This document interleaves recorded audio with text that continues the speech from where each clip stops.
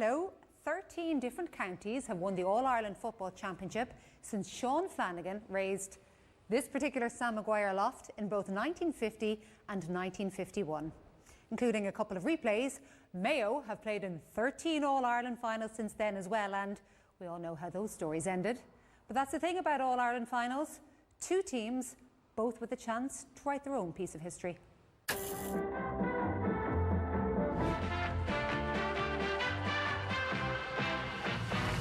And this is what it's all about, the Sam Maguire Cup, the All-Ireland Football Championship Trophy. Jimmy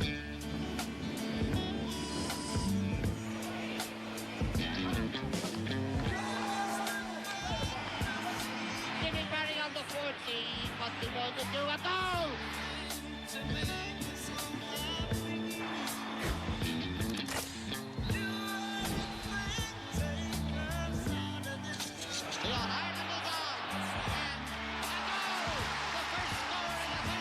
Kerry behind, pass for on! Oh! A goal from pass for on! Great shot, great goal! Oh, a goal in the greatest streak of all time! And it's another own goal, I think! And Dennis throws a punch there. Up to Canavan, great goal! Galway show the sky, and they do! Galway have got in front! Nice shot!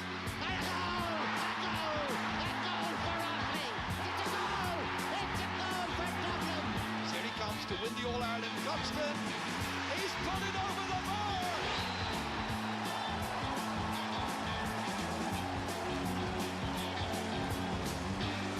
The more it changes, the more it stays the same. Kerry are the All-Ireland champions for the 39th time. And hopefully plenty more iconic moments to come.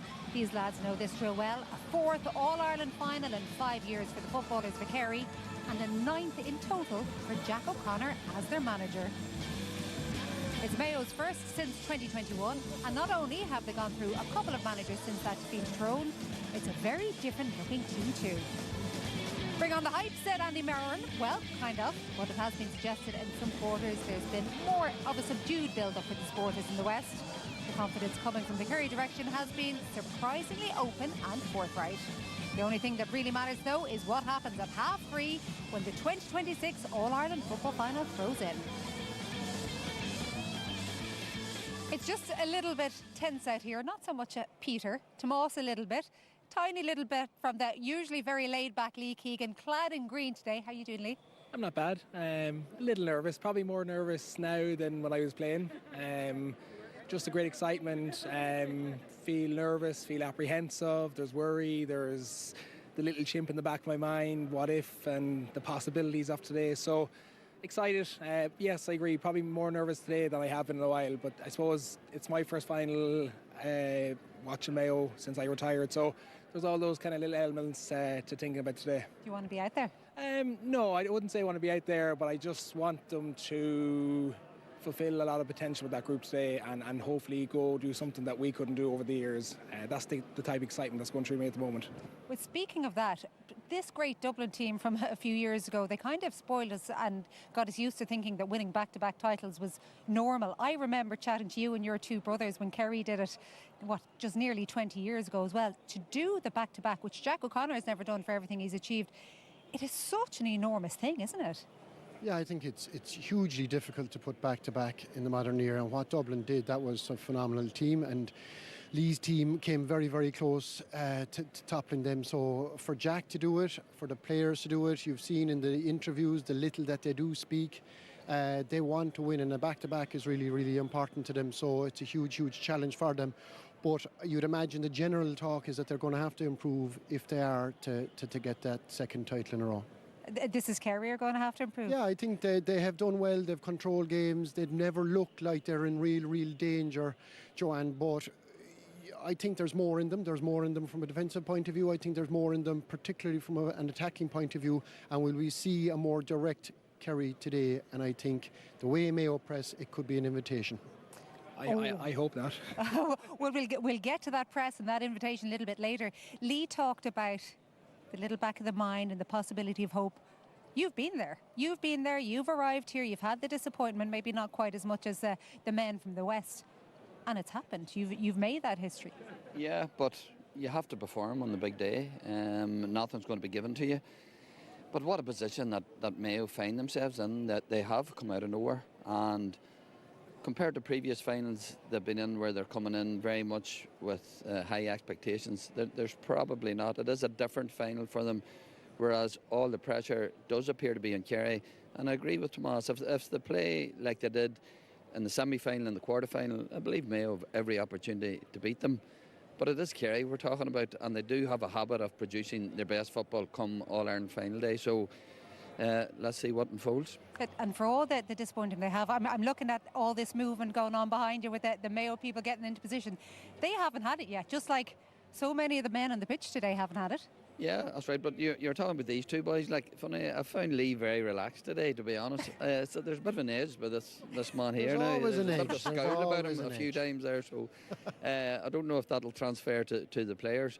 But look, we have a brilliant spectacle to look forward to. The game allows better players to express themselves.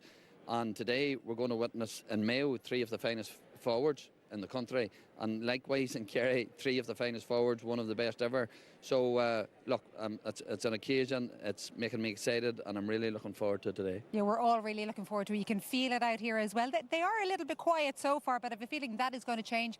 We're going to head inside now. Damien is already there. Yeah, thank you very much, Joanne. We're here on pitch side in an immaculate day for football, as we imagine it will be. And Paul are alongside me. Lads, just a very special time in your career. What are these moments like, Paul, for you when you were a player? They're magical. You know, you're coming in on the bus. These are things you dream about. You have to prepare yourself for the All-Ireland event that's there as well. You know, the fact that you're going to be doing a parade, you're going to be meeting the president. There are extra dynamics. We spoke about Donegal and how they approached it last year. And now for young teams like Mayo, this is all quite new. So, but look, it's magic. They just embrace it. And I'm looking at a few players coming out there now, and it seems that they're all just embracing it. They feel calm, they look calm now. But it won't be. It'll be a different story now in around 15 minutes, 20 minutes time. What was it like for you, Enda? You're a fairly laid-back individual. As a player these days, what was it like? I remember Paddy Talley. I remember Paddy Talley coming to me. I was a young pup back then, 21, 22 in my first All-Ireland. And I remember Paddy Talley and obviously his role with Mayo today. But he came to me before the match and he said, before this final, go out, walk around the pitch, have a look up, know where your family is, and have a look around and imagine where your family are, where your friends are, imagine being in the stand, and then just bring it back down to the pitch, bring it back down to the white lines, bring it back down to the 2 sets of posts at either end. And for me, he says it's just like Dunmoyle, it's like my home pitch. And so I'm sure he's given the same message to the Mayo, and Mayo have a few inexperienced players today on what a big stage, but it's about taking it all in, and then it's about focusing on the job. And if you get yourself into the headspace that it's a privilege, right? It's a privilege, and you've done all the preparation. The work is done, the minutes on watching the analysis is done, your prep is done in the gym, everything is done. Today is now about going out and just expressing yourself. But that's the difficulty, is to try and be able to just get yourself into the mindset that now is about expressing myself. And hopefully today both teams can do themselves justice. I want to talk about the hill. I don't want to dwell on it too long, but that breeze, it's not really a 2-pointer friendly goalpost this year. Will that have any effect today, Enda? Yeah, me and Paul, when we were out on the pitch, I actually walked down to that arc to try, could have feel a discernible difference, and there wasn't really. Now, it was given today as a windy day. The flags over there on the far side are blowing down towards that end, but because of this, our famous horseshoe shape, that end is where the 2-pointers tend to be scored. 100%, and I would play obviously half forward, and I love this pocket here. You know, this is my sweet spot. I would have loved to kick a point from that side. Over the far side, often you'd pull them to the left. The wind would just get them right at the end. They look like they're going over the black spot, and they then might just pull off. And that's that swirling wind that sometimes we're at pitch level here. It feels calm. But up there, you can see flags going one direction here, flags over here are going the other direction, and that's what you need to do as the game's going on. You get a feel for that. So that's where you end up over there, so you can get a sense of it. Whatever way we factor is, I think both teams will want to play to that end in the second half. 33 2-pointers into that end, 16 into that end. Mayo, with Tommy Connor in the bench, will want to finish that side. Kerry have finished generally into that end. Okay, from the centre of the pitch, we're going to go outside the stadium where Marty is with a special guest. Marty. Thank you very much, Jamie. And as you can imagine, on Jones's Road, it's packed at the moment. There's huge excitement. This is rather quiet when the TV camera goes on. The Mayo crowd are a bit shy. You need to come out of yourselves a little bit, lads and ladies. I have a very special guest because the man beside me, his name is Frank Darcy. And Frank, tell me, what were you doing in 1951 in the All-Ireland football final? Well, that's an interesting question, Marty. On the 23rd of September 1951, a beautiful day, I was here at the match, age 9.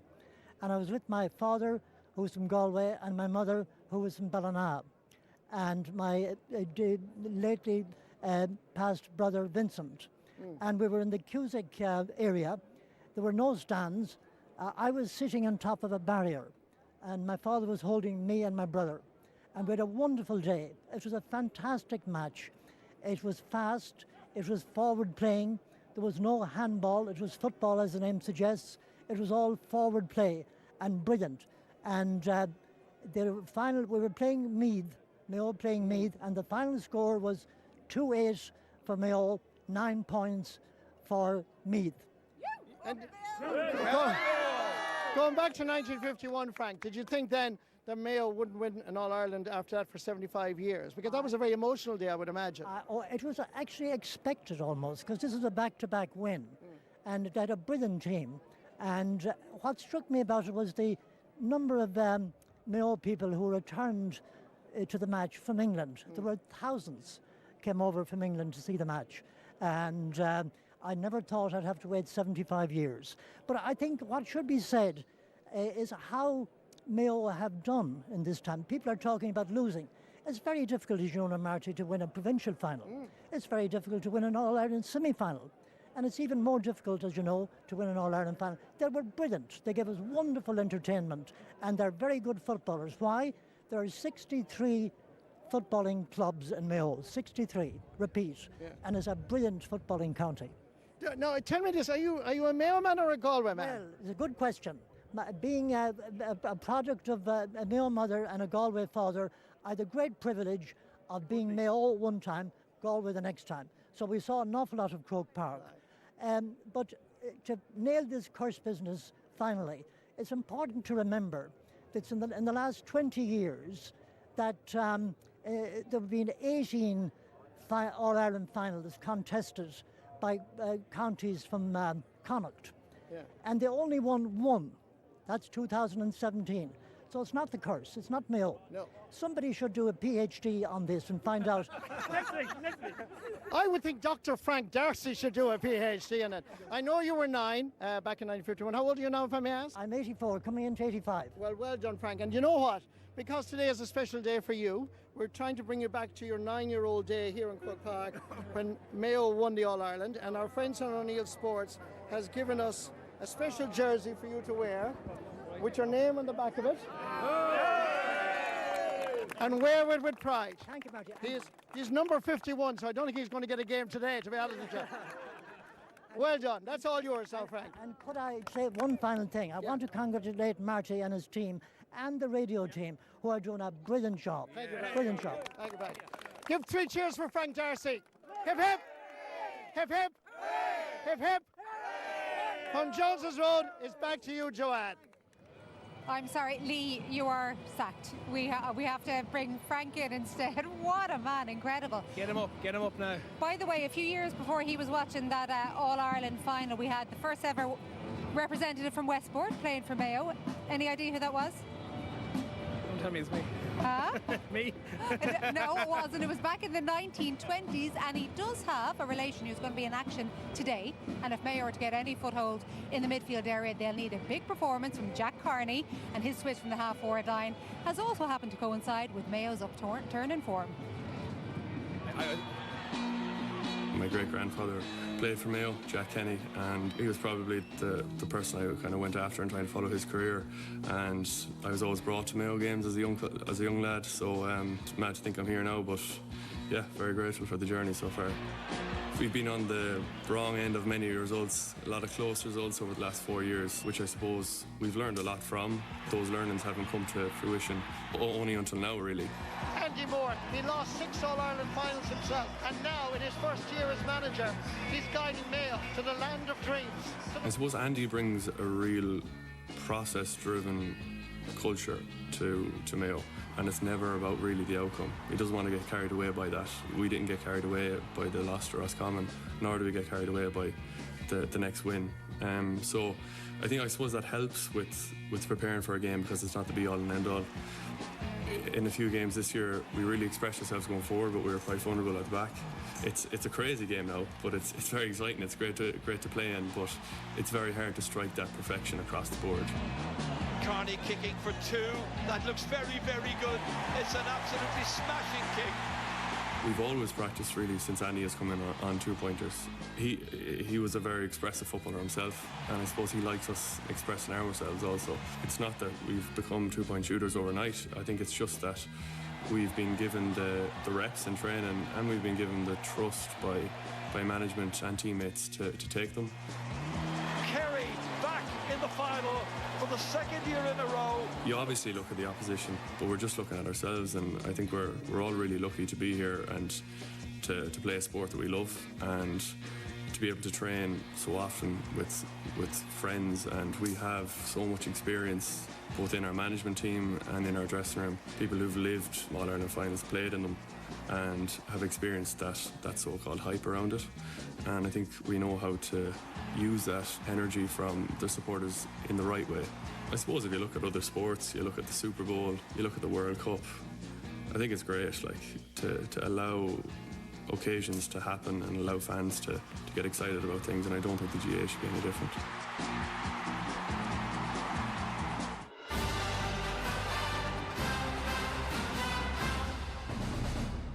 Good luck this weekend. Cheers.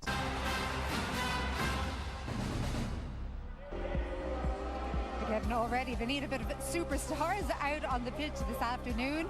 Kerry well used to these finals. Now, I was going to say there are only 3 of the same starters for Mayo as in their last All-Ireland final back in 2021, but that has changed due to a late change in the squad. We'll get to that in a moment, but the 2026 All-Ireland football final is coming up at 3:30.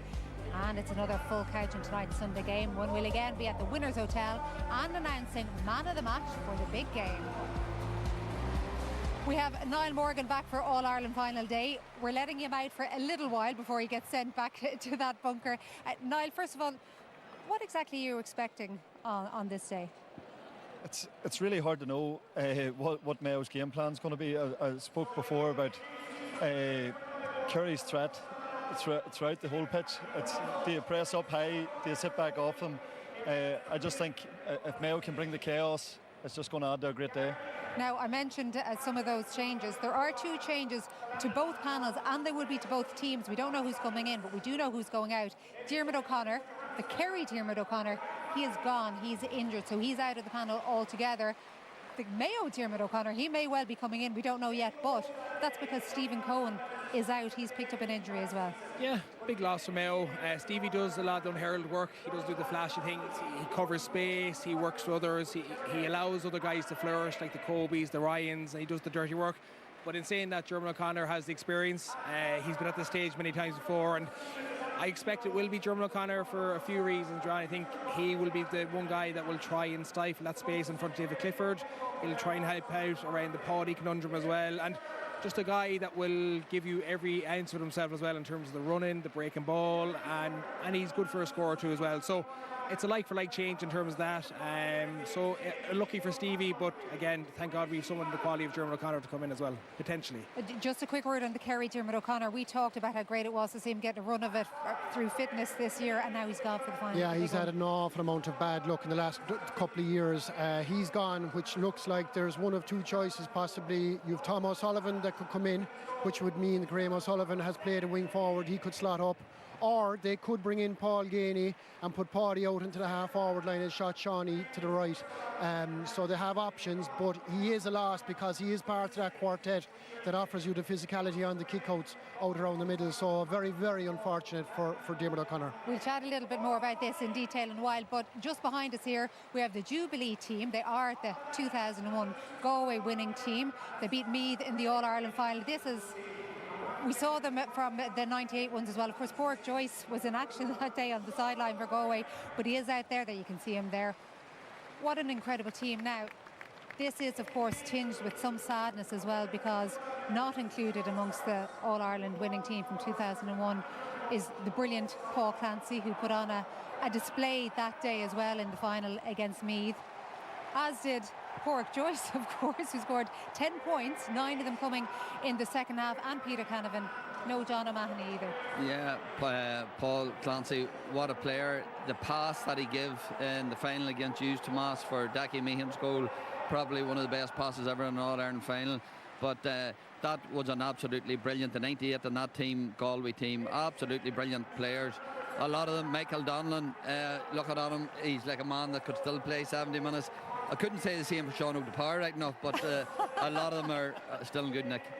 Oh, there is the man himself, PJ. So 10 points, 9 in the second half. Of course, there were so many brilliant players, like out west, Ja Fallon as well is another one I think people used to love to watch.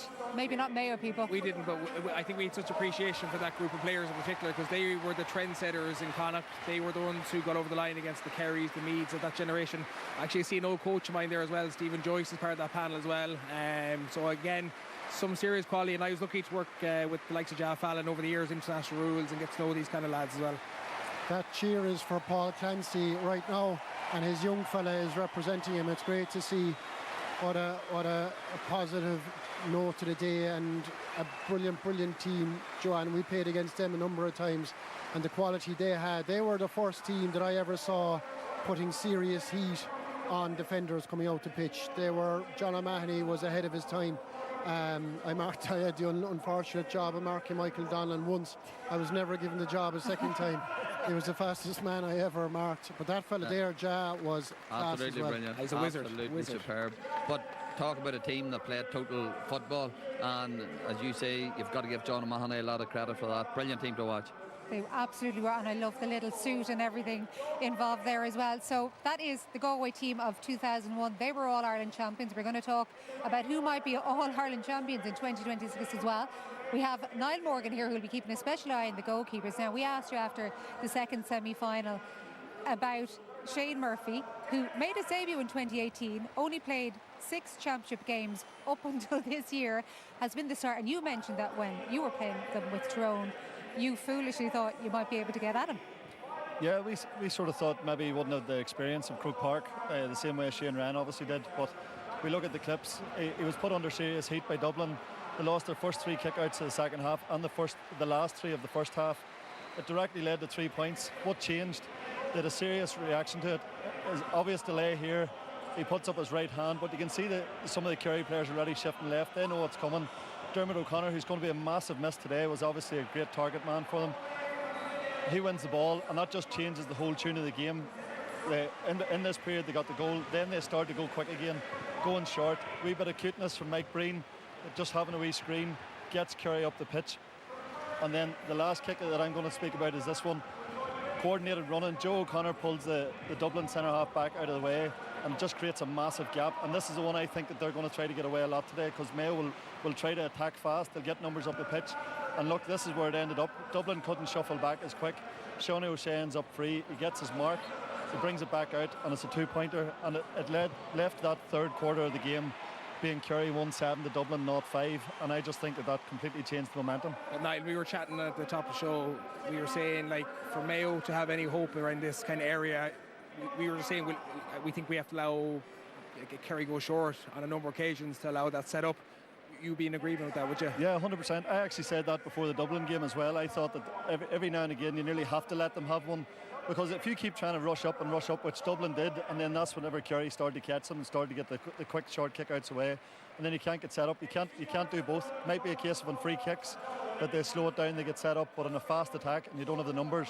You're talking 4 or 5 kick-outs max. You wouldn't be doing it. No, you can't give Kerry the ball all day long, but every now and again it's the one area that Mayo are really worried about. Any Mayo person you talk about, I know they have that full forward line, they're concerned about the middle 8 and the fact on both kickouts that Kerry could have a fierce advantage, because they'll go after Livingston as well on the other side. Absolutely. Yeah, I think they'll go hard at him, because Livingston has been very good. Obviously only his 4th game.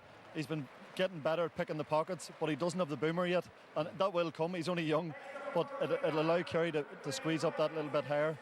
But does he have the boomer? Because obviously we haven't seen it in action on the inter-county scene. He is 24. He's been playing with Brafey. Mind you, it was a struggle for him just to get into the Brafey team as well. It's a mad story, Joanne, to be honest. Robbie would have been his clubmate in Brafey for years. Rob Hennelly. Rob Hennelly, sorry, yeah. Robbie was there, and then Robbie was obviously Mayo #1 for years, and then Robbie moved to Dublin. Jack gets his run at the club, does excellent, and then Robbie comes back in to start at Mayo, and then Andy makes the decision to go with Jack, young, fresh, enthusiastic keeper. And to be fair, he's been miraculous since he's come in. His performance against Monaghan, he had 10 saves. But I probably do agree with Niall. I don't think we have that boomer kick that Kerry have. And the reason we don't have it either, Niall, I don't think we have the big men are in the middle to do it. Where Kerry are very systematic in terms of their runs to the side, the pull you, the drag you. But if you just lump one out on top of Kerry, they have the big men to catch him as well. The one man that he's been using the boom and kick out for is Kobe. And again, Monaghan, the very last kick out that did it, very effective again, loud as well. So he, apart from him, now Kerry's going to be ready for that. So they are going to have to vary it. But I agree with Lee, his shot stop in Livingston for such a young man, his debut season has been sensational. But today is a big day, and I'd imagine he's going to be busy. He's going to have to be able to pull off a number of good saves today, and of course kick-out's very important too. But Kerry put a lot of stock in their own kick-out, which they've worked on. But if you look back to the Armagh game last year, that was where, when they went aggressive on that press, when they actually done, and we haven't seen it yet this year, when they actually get aggressive on the press and clock 1 or 2 kick-outs, they could cause serious damage. Yeah. Well, you've seen them again, Armagh, when they, last year when they only took 20 minutes. Exactly, and they won the game in 20 minutes, so absolutely. Because if they do win it, they did it against Dublin, they won 1 or 2 kickouts and they go direct. And they have the players, the 2 or 3 Paddies, David, Shawnees, and they will have a go of it. Lots more to come on this, and the sun has come out just in time as well. On to the 2 managers, Andy Moran in his first final as the Mayo boss, and Jack O'Connor, who of course is into his 9th with Kerry. Kerry back in the final for another date with Mayo. We've experienced the highs and the lows. We've lost finals, we've won finals, and you just hope that lads realise the pitfalls that are leading into finals, and how to conserve their energy, and how to hit the ground running on All-Ireland final day, and even how to handle the occasion. We all know Kerry are All-Ireland champions. We all know their tradition, the way they play in All-Ireland finals, the way they played last year in the All-Ireland final. But I can't get caught up in Kerry, to be honest. You have to know, everyone knows their detail at this stage. Everyone knows their players, their elite players. Everyone knows them. But we need to worry about ourselves, and we need to really kind of just drill down into the way we're progressing as a team. It was still worth our while reaching the league final, because we learned a lot from that game. It came at a good time, because we had a training camp shortly afterwards, and we had a lot of good reference points going into that training camp about what areas we needed to work on. We've had a lot of players injured this year, and it is a juggling act trying to get lads up to speed, particularly this year. Again, we had to go 3 weeks in a row, and that was tough going. And I thought by the end of the Tyrone game we were pretty much running on empty, but the fortnight now to the Dublin game, and the fortnight now to the final is fine. It just gives us a chance to get our breath and get a bit of training back into the boys. People talk about our young fellas and they talk about the older fellas, but that mid group led by Jack Coyne and Ryan Donoghue and these guys have been just brilliant. Jack Carney, Dave McBride and the Hessian, they've been just amazing around the groups, and they've really pushed the standards of this group. But getting them to believe in themselves and getting them to believe in their strengths and getting them together and getting them injury free is the key, and we've been just lucky enough to do that over the last couple of weeks. Ryan O'Donoghue is in player of the year for him, no question about it, and I suppose Kobe is the closest we've seen to David Clifford at his age in the country, and he's a very, very exciting player. They've improved progressively throughout the year, and it's all about time you're on, and they've hit form at a good time for them.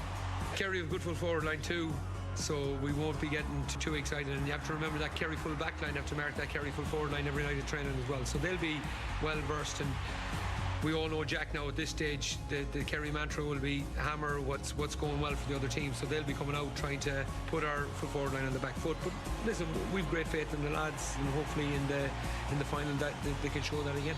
I remember thinking to myself, the mantra that I wanted for the team at the start of the year was make us a really difficult team to beat.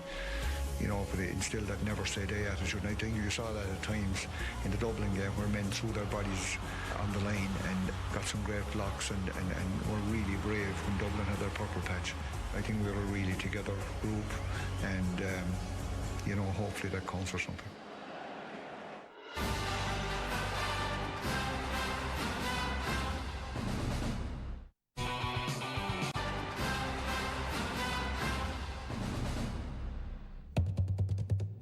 It's a long road, no matter how you travel. Some traverse mountains and battle through the lakes. Tension's very high. Donegal beating Kerry in Killarney. O'Connor! The All-Ireland champions march on. Others make ancient pilgrimages and would do it all for one climb up the Hogan stand. Mayo have waited so long. This could be the year. After all, it's been one for the underdog. Donegal beaten on their home territory. Westmeath have defeated the odds. And they love it in Roscommon. Just don't leave it too late. Megan against it, 4 seconds left. Oh my goodness! Sam Mulroy! To end the wait. Wicklow deserved winners. Finally, Armagh are Ulster champions. Some take Route 1, some take the high road. Donegal out of the championship. And others the low. Whatever it takes to see it over the line. Does the ball go over the line? When you're on the path to greatness, you know it's your forefathers that paved the way.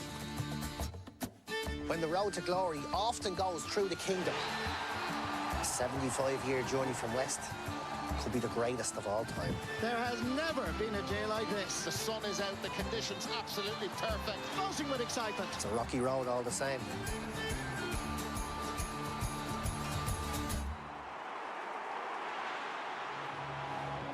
Given the craziness of this championship, it does seem appropriate to have a comedian to look back on the whole year. It's not going to be a funny finish, it's going to be an outstanding finish for whoever ends up collecting Sam Maguire. There we go. Kerry are, of course, the defending champions for everything that Jack has won, including 5 All-Ireland titles. He has never won back-to-back All-Irelands because when Tomas and his couple of brothers did do it, of course, it was Pat O'Shea who won the second of those. Jack was in charge for the opening one.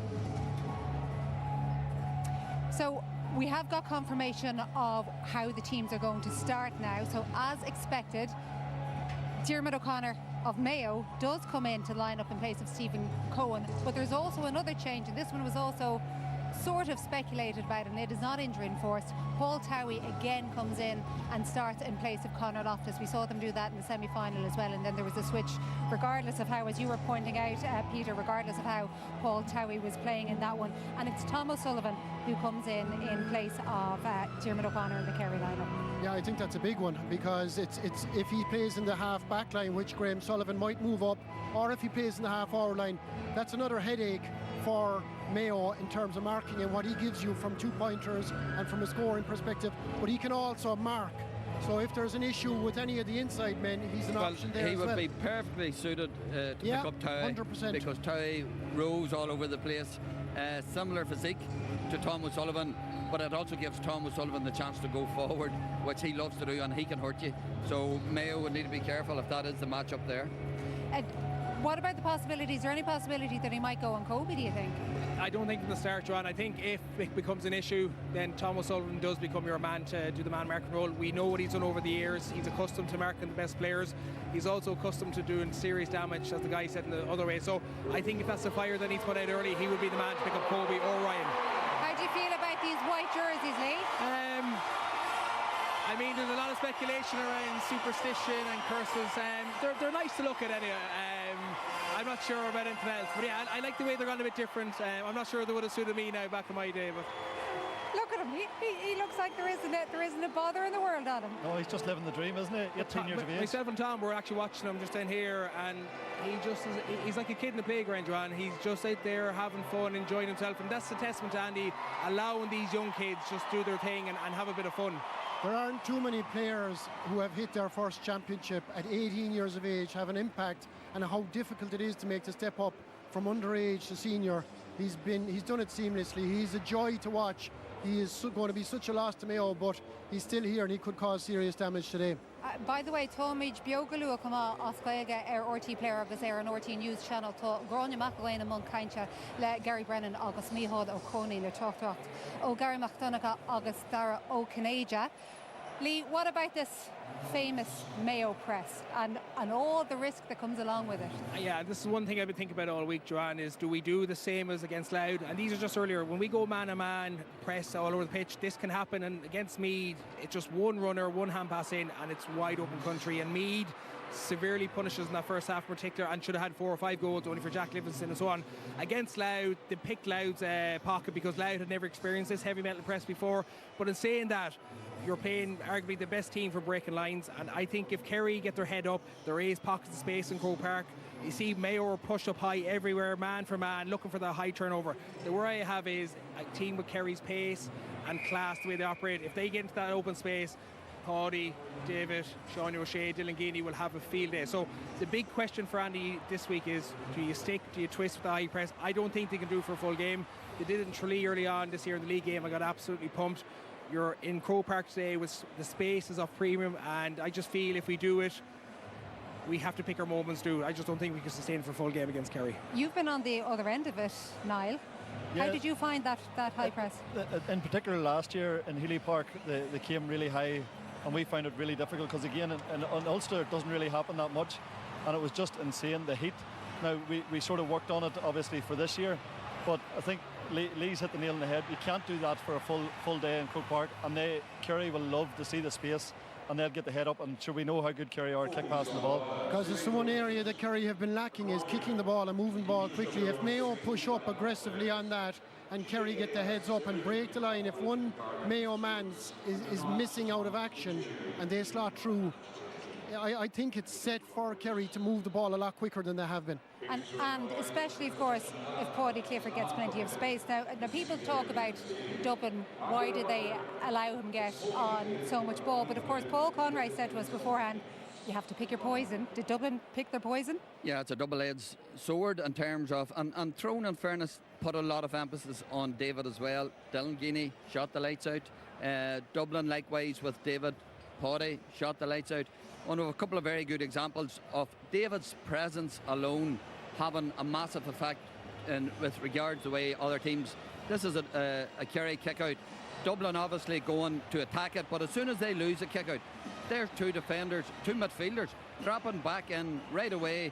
David sees that, he turns to go the other way. There's no point in making a run here. So, but Mayo don't tend to do that. They tend to put a press up. Likewise, you have 2 Dublin players on Paddy Clifford here, but they know David is there and they know that he wants the ball.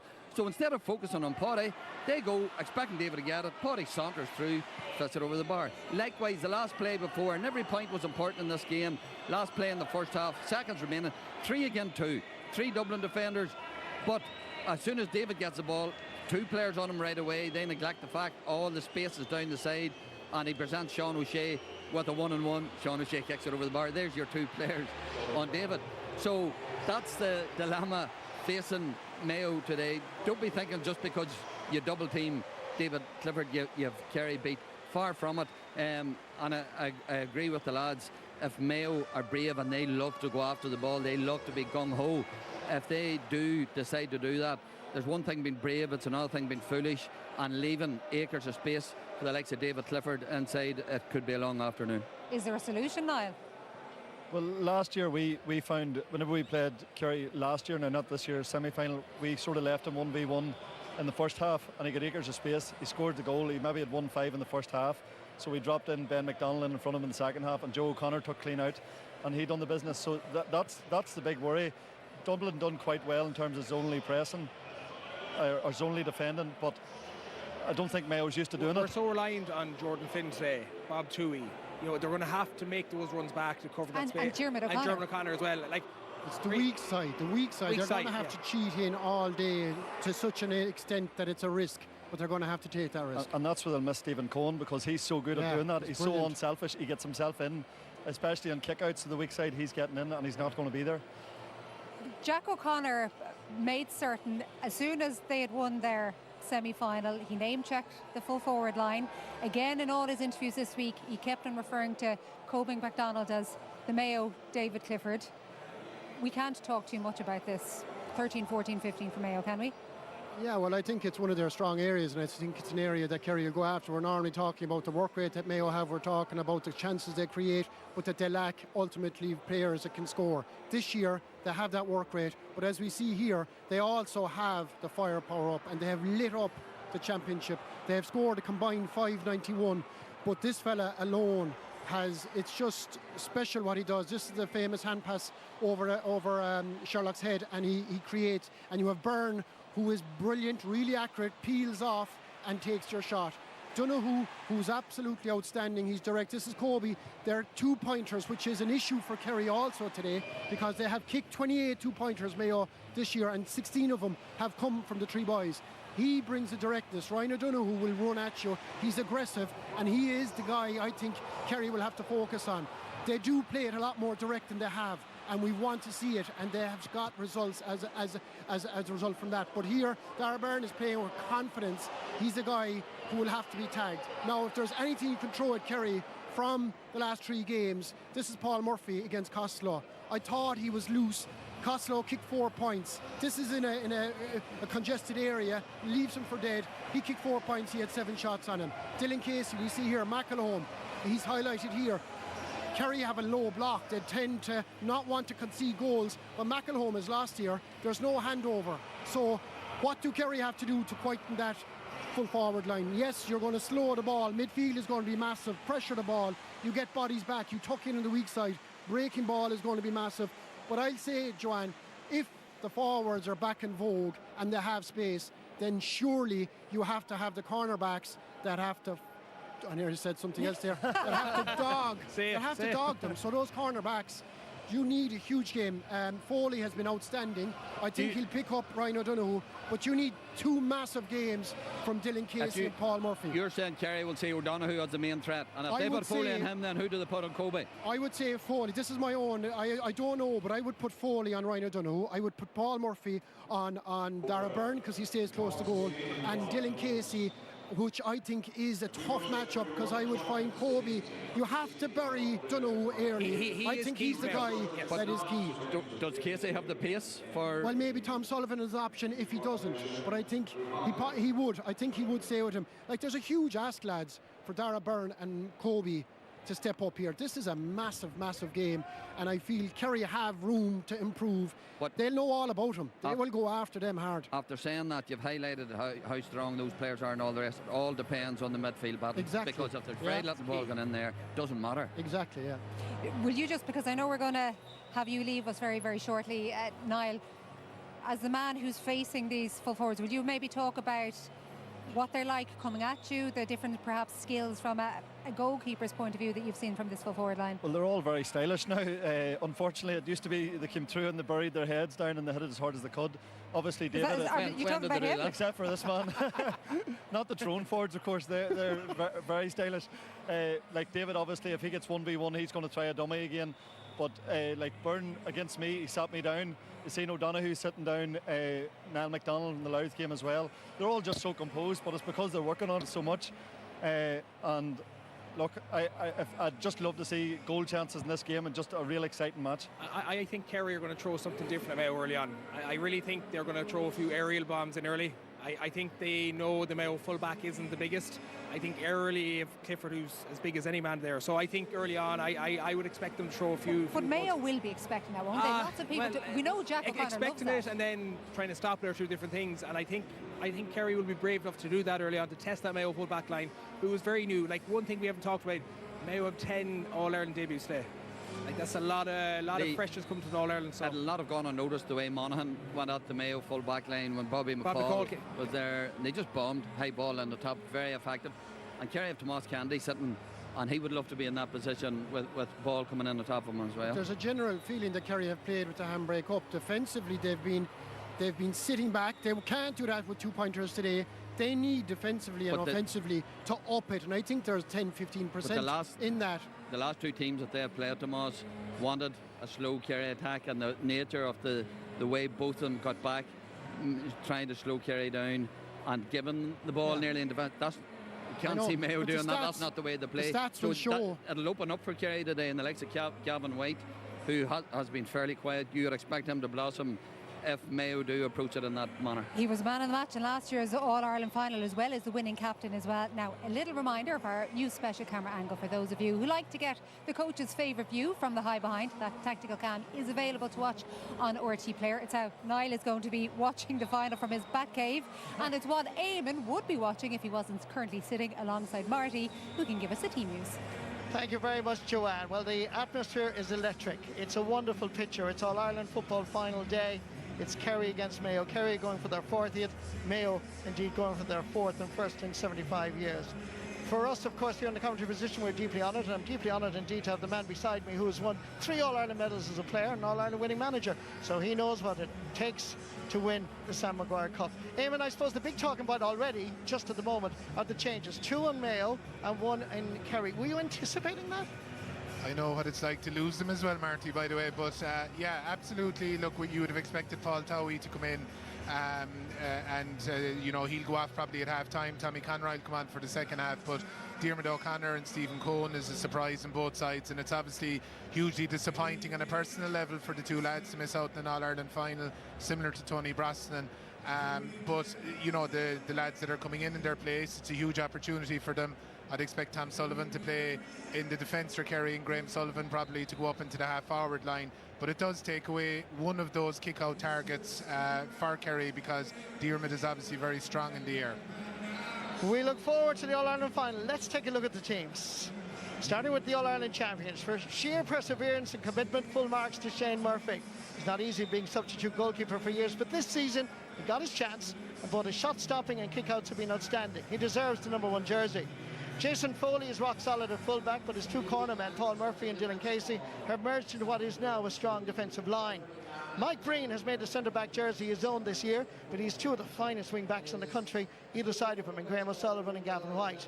The Kerry centre field is possibly the most unexpected combination that has developed into one of the best midfield partnerships. Mark O'Shea, Sean O'Brien deserve great credit. The Kerry half-forward line has the ability to create opportunities, but also take the chances as well. Joe O'Connor, Sean O'Shea and Tom O'Sullivan will wear 10, 11 and 25. Tom is the man replacing the injured Diarmuid O'Connor. Now take a look at the Kerry full forward line. The Clifford brothers, Paddy and David, are a corner and full forward respectively, while Dylan Gainey is selected at the top of the left. It's a serious inside line. Paul Gainey, the Kerry captain, has made the 26, but the Kingdom can also call on Tomas Kennedy, Keith Evans, Tyke Morley and many others if they are required. It's one of the stories of the championship. Goalkeeper Jack Livingston has been inspirational, especially when one considers he only made his championship debut against Monaghan. The team captain is right corner back Jack Coyne, but along with Donegan McHugh and Owen McGreal, they form a strong back 3. Sam Callanan, David McBride and Enda Hession have developed into an attack-orientated half-back line. They've been very impressive.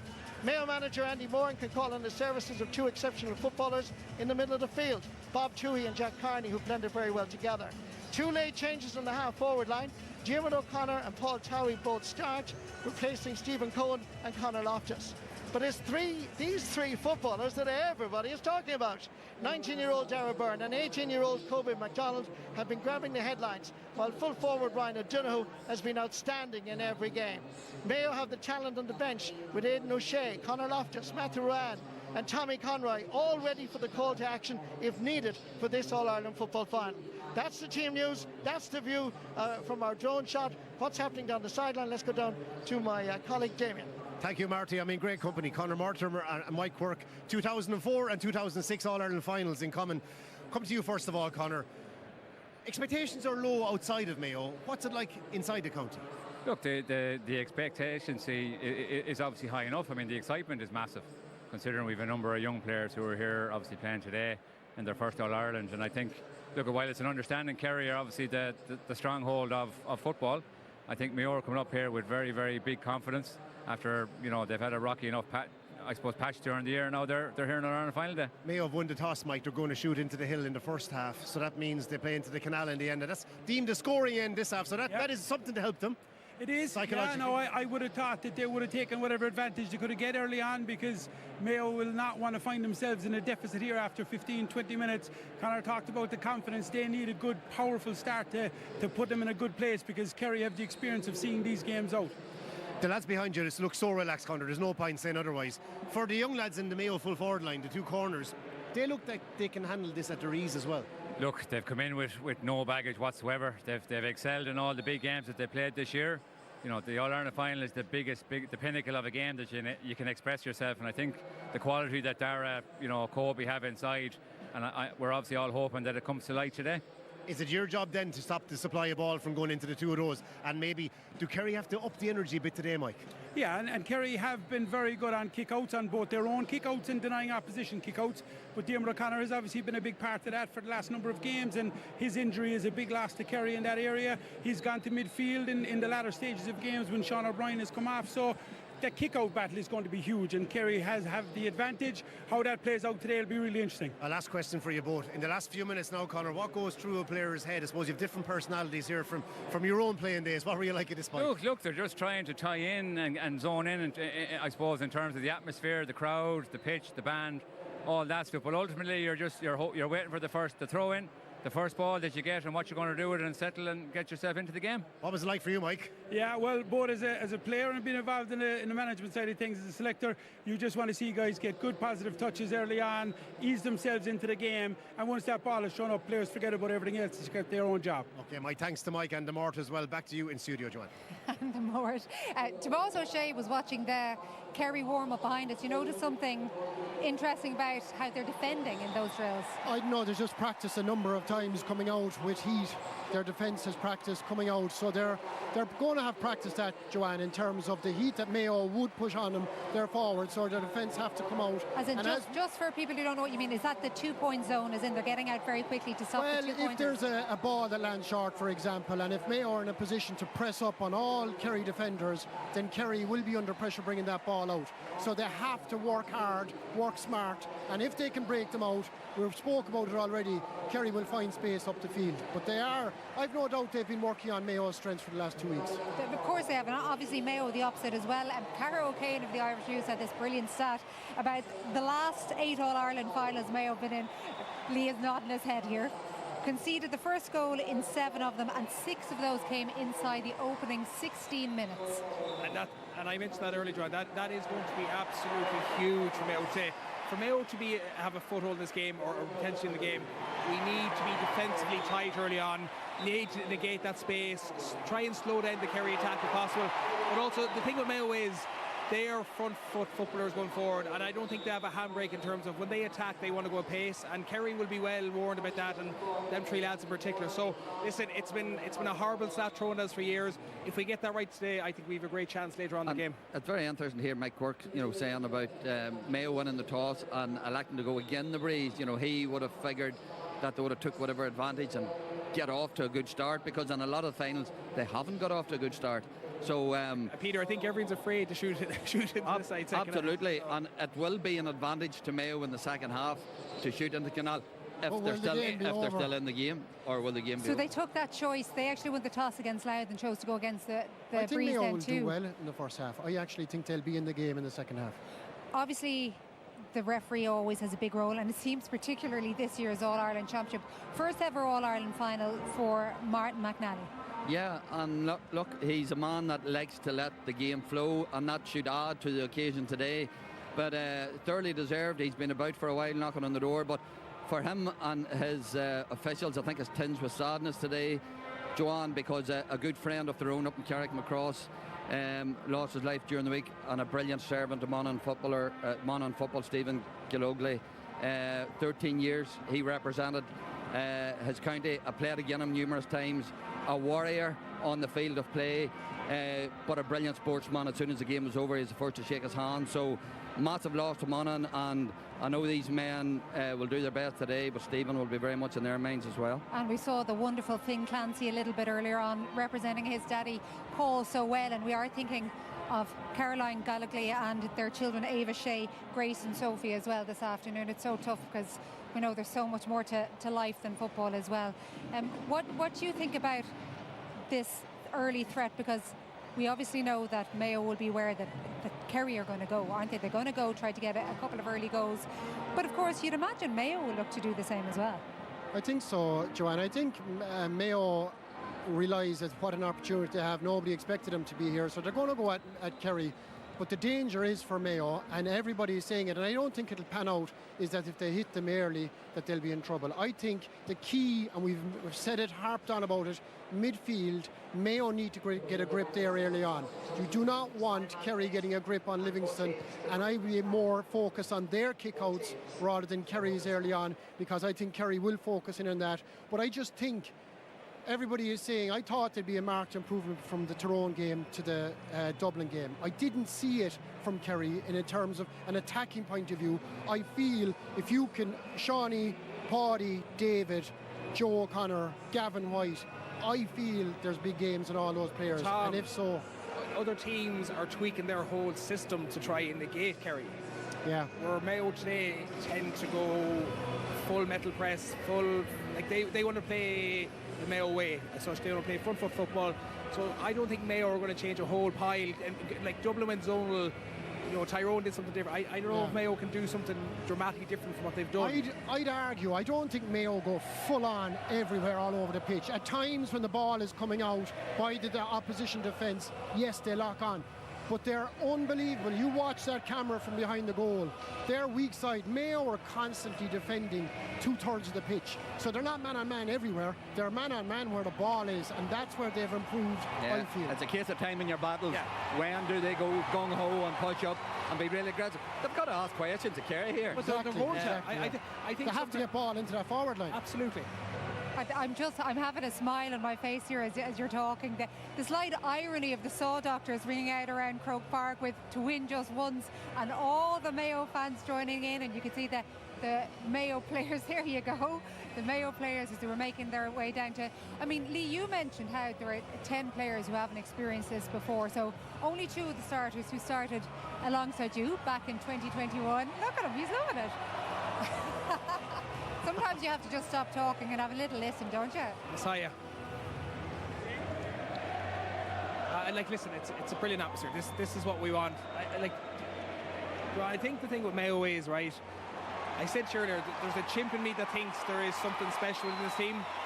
But then you look at it logically, and as we discuss everything around it and what Kerry have and are looking to, the way the year has gone is unthinkable, not possible. I think it is possible today, but we just have to get a lot of things right to get over the line. And if we get certain things right, we get a bit of luck, who knows where we are with 10 minutes ago. And the biggest prize could be there for us. Okay, we'll just pause for a moment. As you can see, Uachtaráin Cumnú Closgail, le Uachtaráin na Héireann, Kathleen Connolly, ag teacht amach.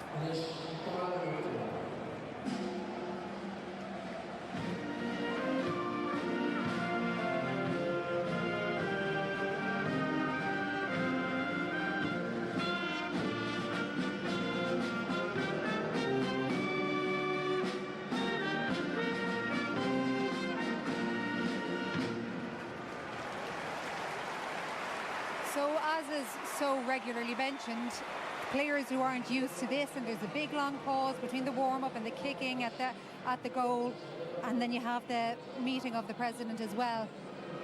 But what I was going to say to Lee there, Peter, is they may be lacking in this experience, but they're also lacking in the baggage that so many Mayo players of the past have often carried with them into these situations. Yes, on the other side of it is hunger, Joanne. If this game today comes down to hunger, who wants it most?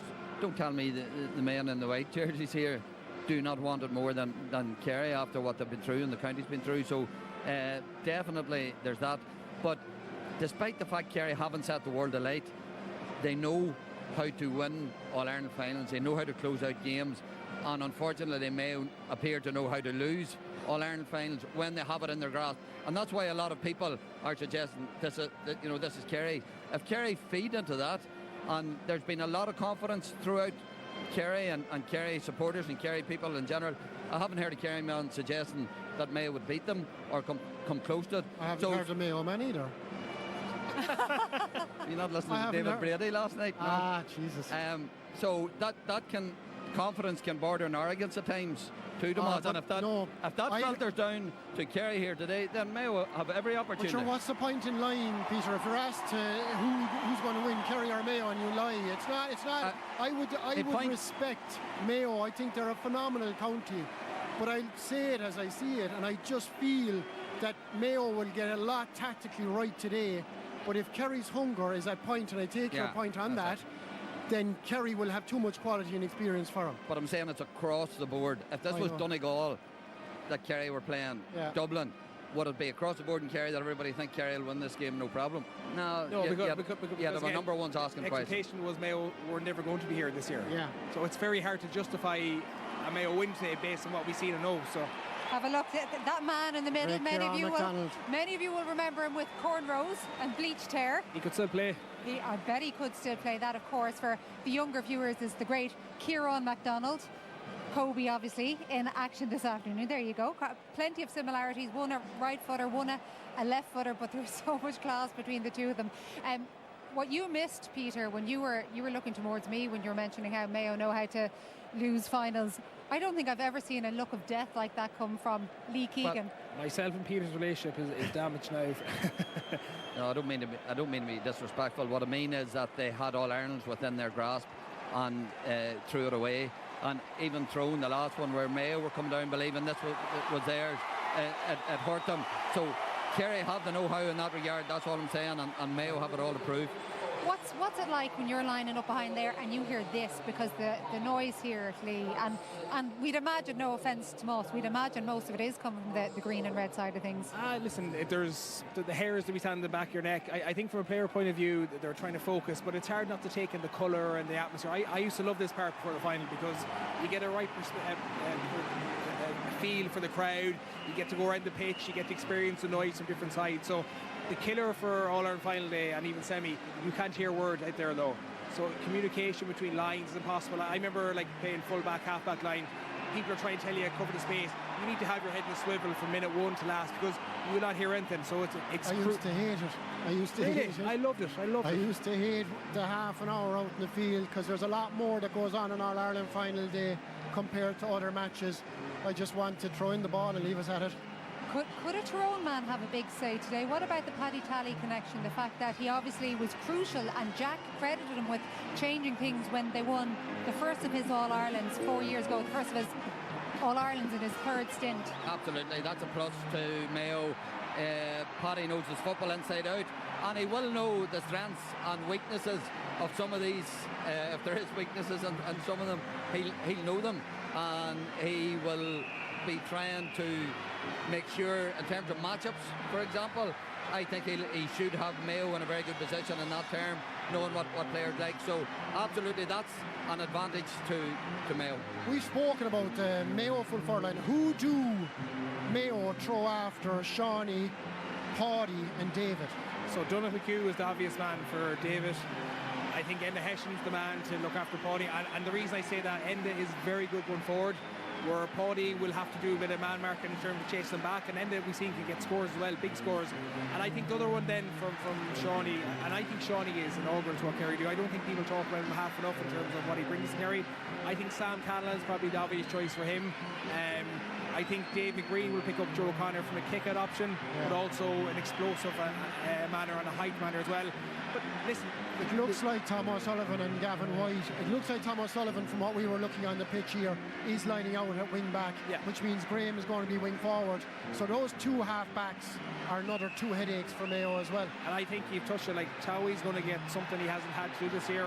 If Tom O'Sullivan or Gavin White pick him up, he is going to put the burners on time and time again. Paul Murphy would suit Mark and Kerry as well because he's further out the pitch, and Paul has been struggling inside. And he's played half back for a lot of his career as well. He's an actor. Yeah, but the matchup you've mentioned, Hessian on Paddy Clifford, that's going to be lively. That's going to be well worth watching. I'm gonna just get the neutral view before we go up. Do you give Mayo a good chance? Absolutely, I give them a chance. If you ask me who's going to win the game, I still think Kerry are going to cheat it, are going to finish the game stronger. But Mayo have been getting better, appear to be timing the run. They've got that young man in the form of his life. Kerry of David Clifford. There you go. It is already a magical day. It feels like such a privilege to be here.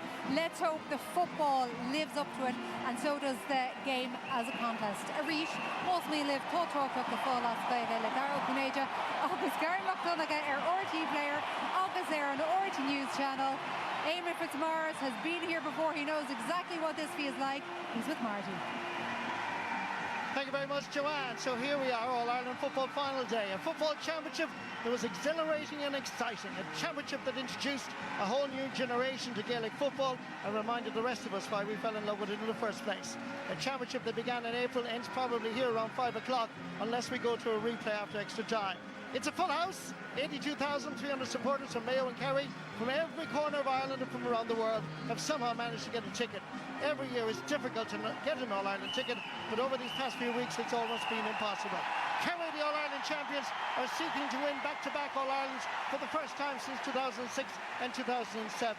They're going for their 40th, but they could have been their 41st, because back in 1910, Kerry refused to travel to Dublin due to a bitter dispute with the Great Southern Western Railway Company.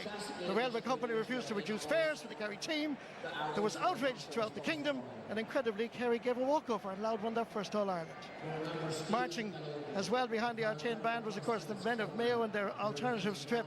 And back in 1951, it was a different world completely. Rural electrification was only beginning. There was no television. RT wouldn't arrive for another 10 years.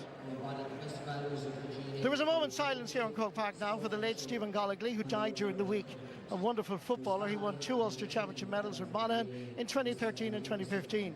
At Carrickmacross, Emmett's man, he made 133 appearances for his county over 13 seasons with his county from 2004 to 2017. A lovely man, gentleman, he inspired so many young players as he set standards through his own work ethic. On behalf of everyone in Croke Park and the RT Sport team, we're sending our love and deepest sympathies to his wife Caroline and children Ava, Shay, Grace and Sophie and the late Chloe, as well as his parents Peter and Mary. Stephen Gogley was 41 years of age. May he rest in peace.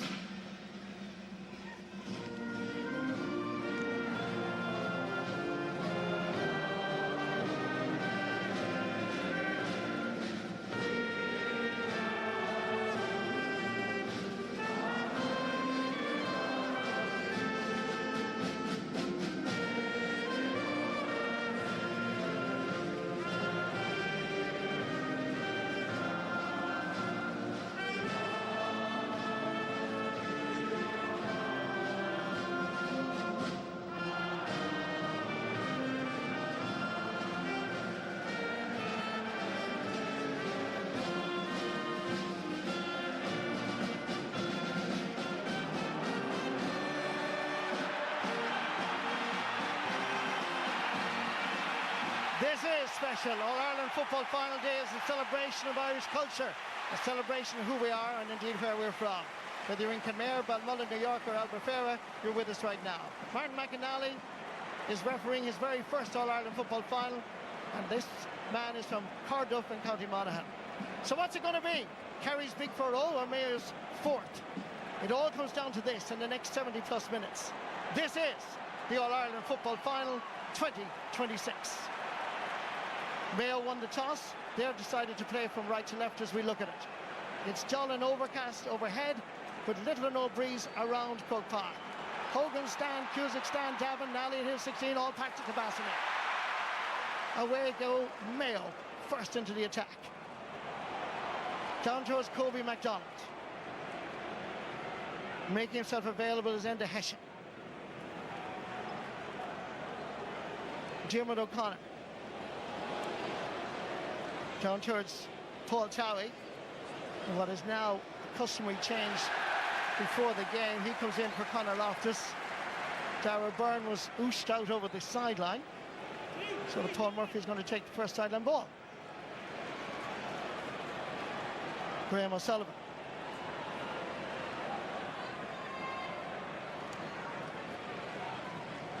Jason Foley from Ballydonoghue in North Kerry. Mike Breen. Tom O'Sullivan. Dangany Cush. There's some amount of space inside, and David Clifford from the off. Marty Mayor, man and man, and they're pushing out, and there's huge space inside in front of him. Back to Paul Murphy. 12 years now he's been playing with the Kerry football team. There goes Dylan Casey. Turned 26 just before the Dublin game. In towards Mark O'Shea. Paudie Clifford. A lot of space given to the Kerry attack. And that's over the bar. The first score coming after 33 seconds. Yeah, Dylan Casey's actually picking up Kobe. He flushed out his run, he kept going, and that's the thing with 1-on-1 defence. 1-2s can open it up. Sensible from Paddy, he played him in. Good score for Kerry to settle them. First kick out of this All-Ireland final for Jack Livingston. Punch forward. Mayo need to mark a little bit tighter. Tom O'Sullivan laying it off. Paddy Clifford. Brother David is outside him. Mayo do well. Jack Carney. Not so well there. Tom O'Sullivan floating one in. Jack Livingston comes off his goal line. Nervy from both sides so far, Marty. Mayo gave away the sideline, they gave away that pass. Tom floated that one in over the top, so natural enough at the start of an All-Ireland final. Into Hessian, sending it over towards Jack Carney. Well won. It was a 50-50 ball. Won by Ryan O'Donoghue, dropping it in. Trevor Byrne was hovering. Shane Murphy cleared it. Comes down towards Gavin White. Paul Murphy. And Kerry come away with it.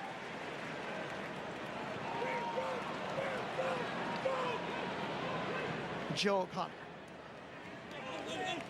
Graham O'Sullivan.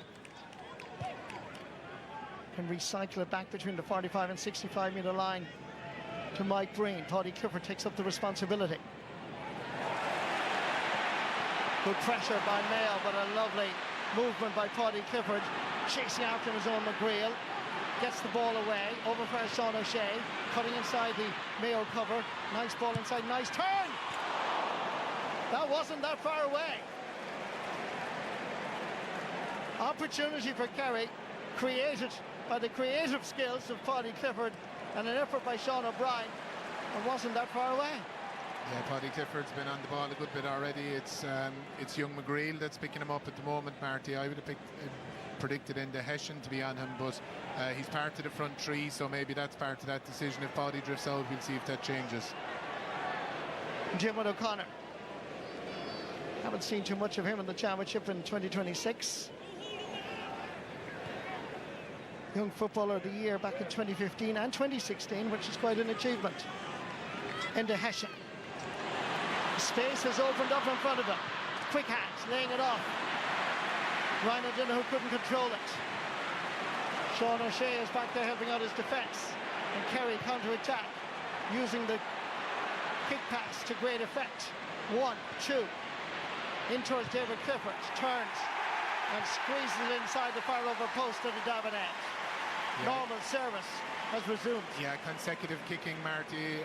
I mentioned in my Examiner piece yesterday, I expected the way Mayo will play, the way they press, it'll force Kerry into kicking it a bit more, which will suit them. Great ball out from Shawnee Shea. Graham Sullivan inside to David. David finishes, but it's come from that turnover in attack for Mayo again. They've had 3 attacks so far. All of them have been turned over. To settle them now, they probably need to get a score or at least kick it dead. Jack Livingston's kick out, punch down. Quick hands. Lays it off to Paddy Clifford. He looks up. He knows exactly where the brother is. And away goes David Clifford. Punching this over the bar. The understanding between the Clifford brothers is just fantastic. Yeah, beautiful ball inside from Paddy. David went inside the arc straight away once the kick was taken. Was in good position to receive it. We've seen that move already this year where he goes on to his dominant right hand to punch it over the bar. Great score. Good start for Jack O'Connor and the Kingdom. Livingston again goes long, dropping it in the middle. Gathered by Jim O'Connor. Sam Callanan to Enda Hessian. His incisive run a moment ago certainly created the opportunity. David McBride. Back to Jordan Flynn and Ryan O'Donoghue. Jack Carney. Trevor Byrne. Paul Towie. Good runner with or without the possession. He runs into a cul-de-sac. of green and gold jerseys. Yeah, we see the way Martin McNally will let the contact go, Marty. He's, you know, that's the way his refereeing style. It's great for the game. It encourages tackling, physicality. Ryan O'Donoghue. Laying it off as David McBride into Hessian. Nice ball inside to McBride. He started it. Can he finish it? Yes, he can. It took 7 minutes from Mayo around the scoreboard, and they needed it. Yeah, they needed it. Shane Murphy is the ball in the tee out very fast. Jack Carney made up a huge amount of ground to get to Lynn Casey. They've turned it over and they have it. Good play by Jack Carney. Won a Junior All-Ireland medal in 2022 with his club, Kilmina. Kerry already are much further out in terms of where they're engaging the Mayo players, Marty. I think, even though the lads were saying beforehand about twos, I think they're on into the hill today. I was watching the Kerry lads kicking beforehand and they were able to nail them. Don't think the breeze is as significant in terms of hurting today, so it'll affect the way the teams both attack and defend. Into Hessian. Laying it off far as Jack Carney. Great club, Gary Moore. No pub, no shop, no school, just a pitch. And they keep producing footballers of the highest quality.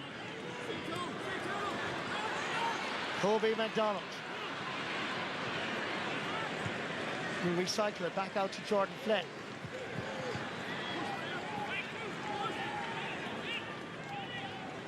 This retaining the possession is important for Mayo, just to give them a little bit of confidence after an uneasy start. McBride.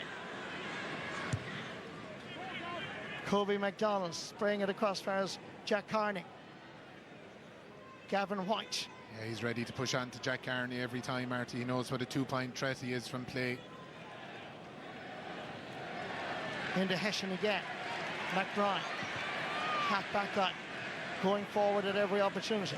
Kobe McDonald in for his end to Hessian. Thought about cutting inside, but the road was blocked by green and gold jerseys. Sam Callanan. Jordan Flynn. Not too sure that was the right call. I can tell you it wasn't. First wide of the match for Mayo. Just in terms of the matchups, the way Kerry are going at the back, Ryan O'Donoghue's been picked up by Jason Foley, Dylan Casey's and Kobe and Paul Murphy's and Dara Byrne. The far side, Donald Hughes and David, Jack Hines and Dylan, and Owen McGrail, as I mentioned already, is in Paddy Clifford. Second kick out in a row, Mayo have won off Kerry. Well won by Jordan Flynn.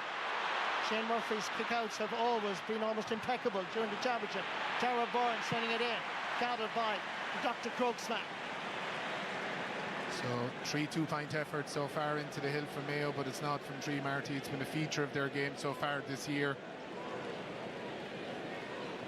Graham O'Sullivan. Little 1-2. Mike Breen, Ryan O'Donoghue putting the pressure on. The centre half back from Beaufort. This is good work by Mayo, but they just crossed the line in their exertion to regain the possession, just fouling. Yeah, there's a big contact there. All right, we've a drop of rain here now. All the players are looking for gloves, Marty, and it's gas after the dry spell and all the training that they'll have done in the last 6 to 8 weeks. Everything will have been with a dry ball, and then biggest day of the year, and you're suddenly dealing with a wet ball. Paddy Clifford receiving the pass from Paul Murphy. Back to Murphy again. Good pressure by Mayo. Referee has blown his whistle. Given a little bit of time out here because there's a player down injured. Gavin White doesn't quite understand why the free was given. This is the reason.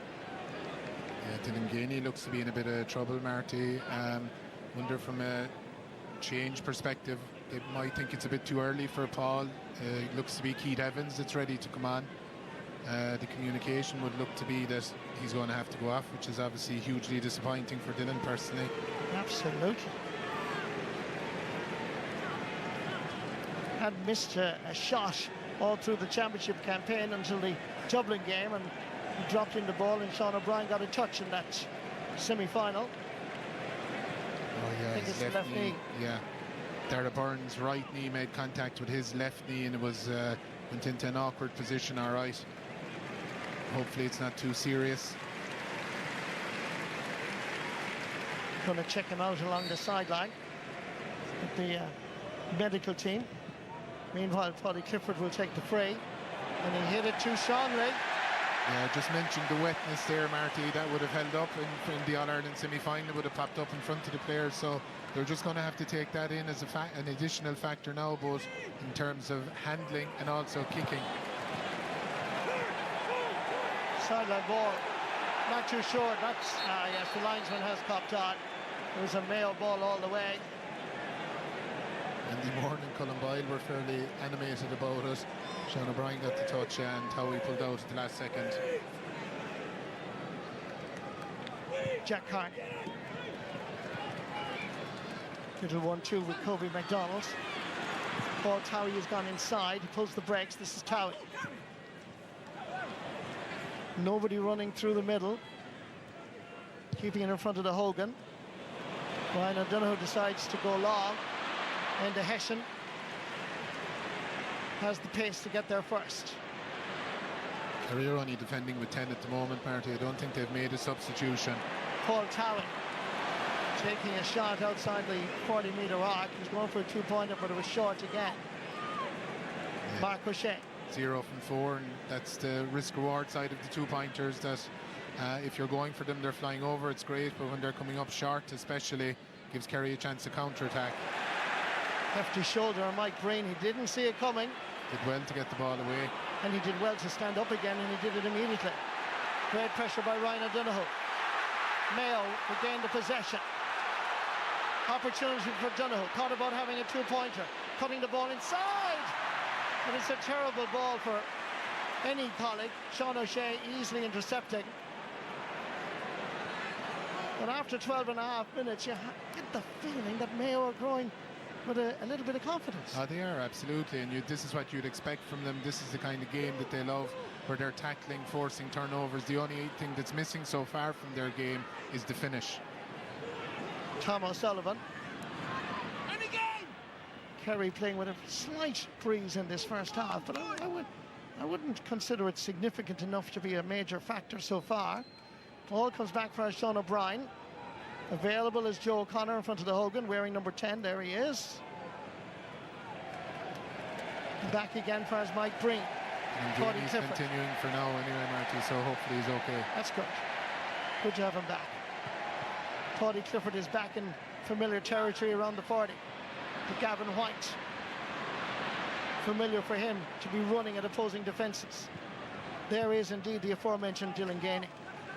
It's an interesting matchup from a Mayo perspective. Diarmuid O'Connor and Gavin White. I would have expected them maybe to put a quicker player, but Diarmuid matched him there. Paddy Clifford running at the Mayo defence. Opportunity for Sean O'Shea, and that's dropping over the crossbar. Excellent play by the All-Ireland champions. Great understanding. Finish was class. Yeah, and the difference so far is that when Kerry are visiting, they're getting a score, they're getting their shot off, and they're getting a score. They've been really accurate so far, in contrast to Mayo at the far side. Really aggressive press from Kerry. They're trying to force the kick out long. Jordan Flynn's all on his own, straight in the middle of the pitch. He's gone in his direction. 3 against 3. The punch down favours Kerry.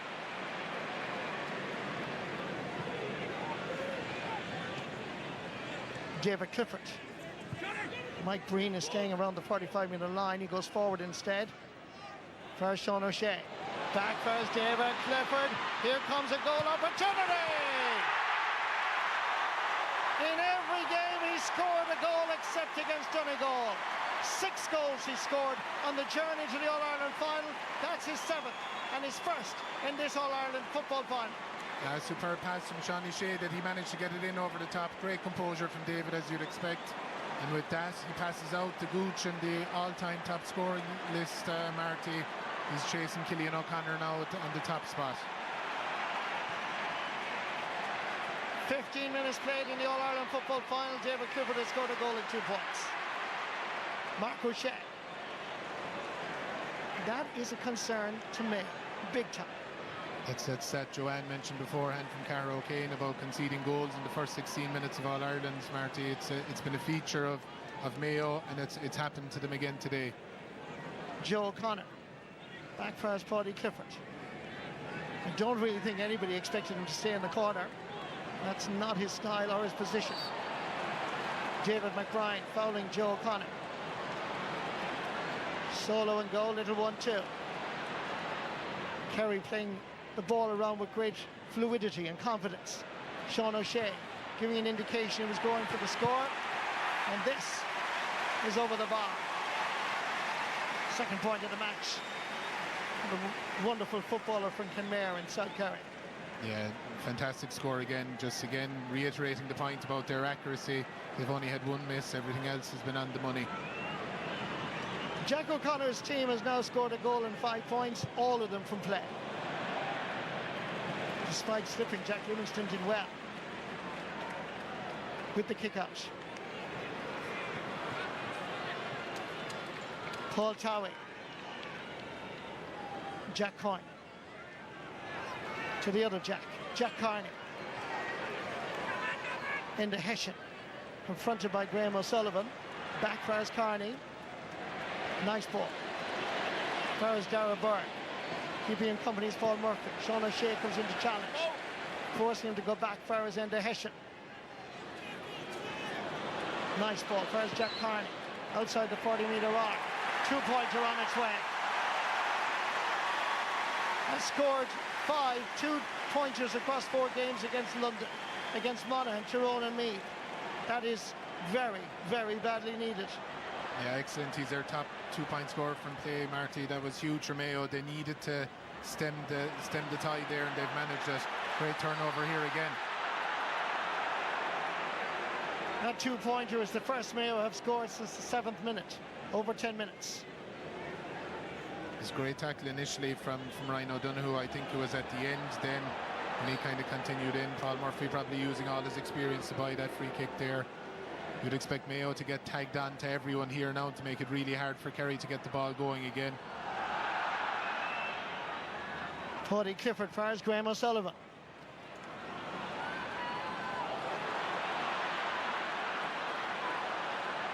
Mike Breen. Dylan Gainey. Back again for Paddy Clifford. Now deep in his own half-back line. Paul Murphy. This is what Mayo are so good at, Marty. They just don't back off you the way a lot of other teams do. Paul Murphy under pressure. Still Paul Murphy. And he wins a free, but my word, he had to earn it, hadn't he? Mayo retreat. Paul Murphy gets the chance to give the ball to his colleague in the full back line, Jason Foley. David Clifford.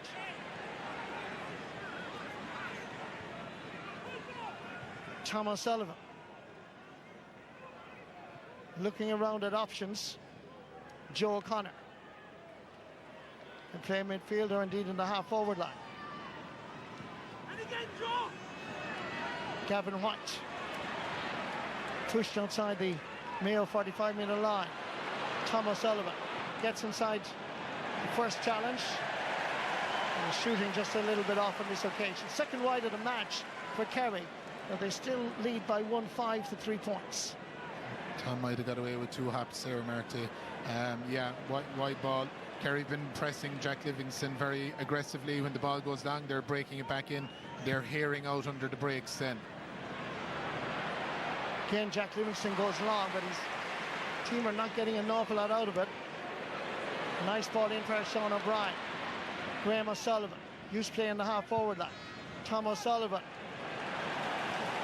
2 in a row from Tom O'Sullivan. He'll be disappointed. He's probably slightly rusty, still building himself into the game. He hasn't seen action since the Clare game in the Munster Championship, so normally that's Tom's stock shot from that side, outside of the boot, and he puts it over the bar. Kerry forwards pushing up on the Mayo defenders, which means short kick out is really not an option. Going for David McBride, but he can't control it. Line ball, quickly taken by Sean O'Shea. David Clifford. Recycling it backfires Mike Breen. Paddy Clifford takes control. Sprays it over towards Gavin White in front of the Cusick. Coming in that wing, Dylan Gainey. Back first, Sean O'Brien. Paddy Clifford floats one in. Still floating. Jack Livingston comes off his goal line. Goalkeeper did well, but given us a square ball as well.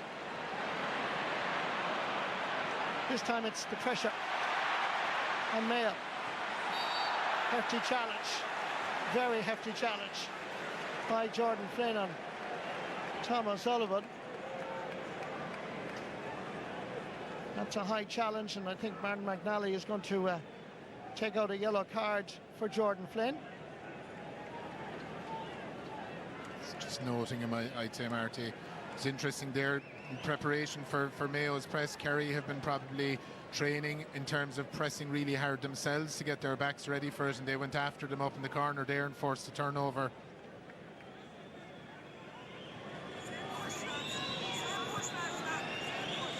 David Clifford, Footballer of the Year 3 times already, 2022, 23 and 2025.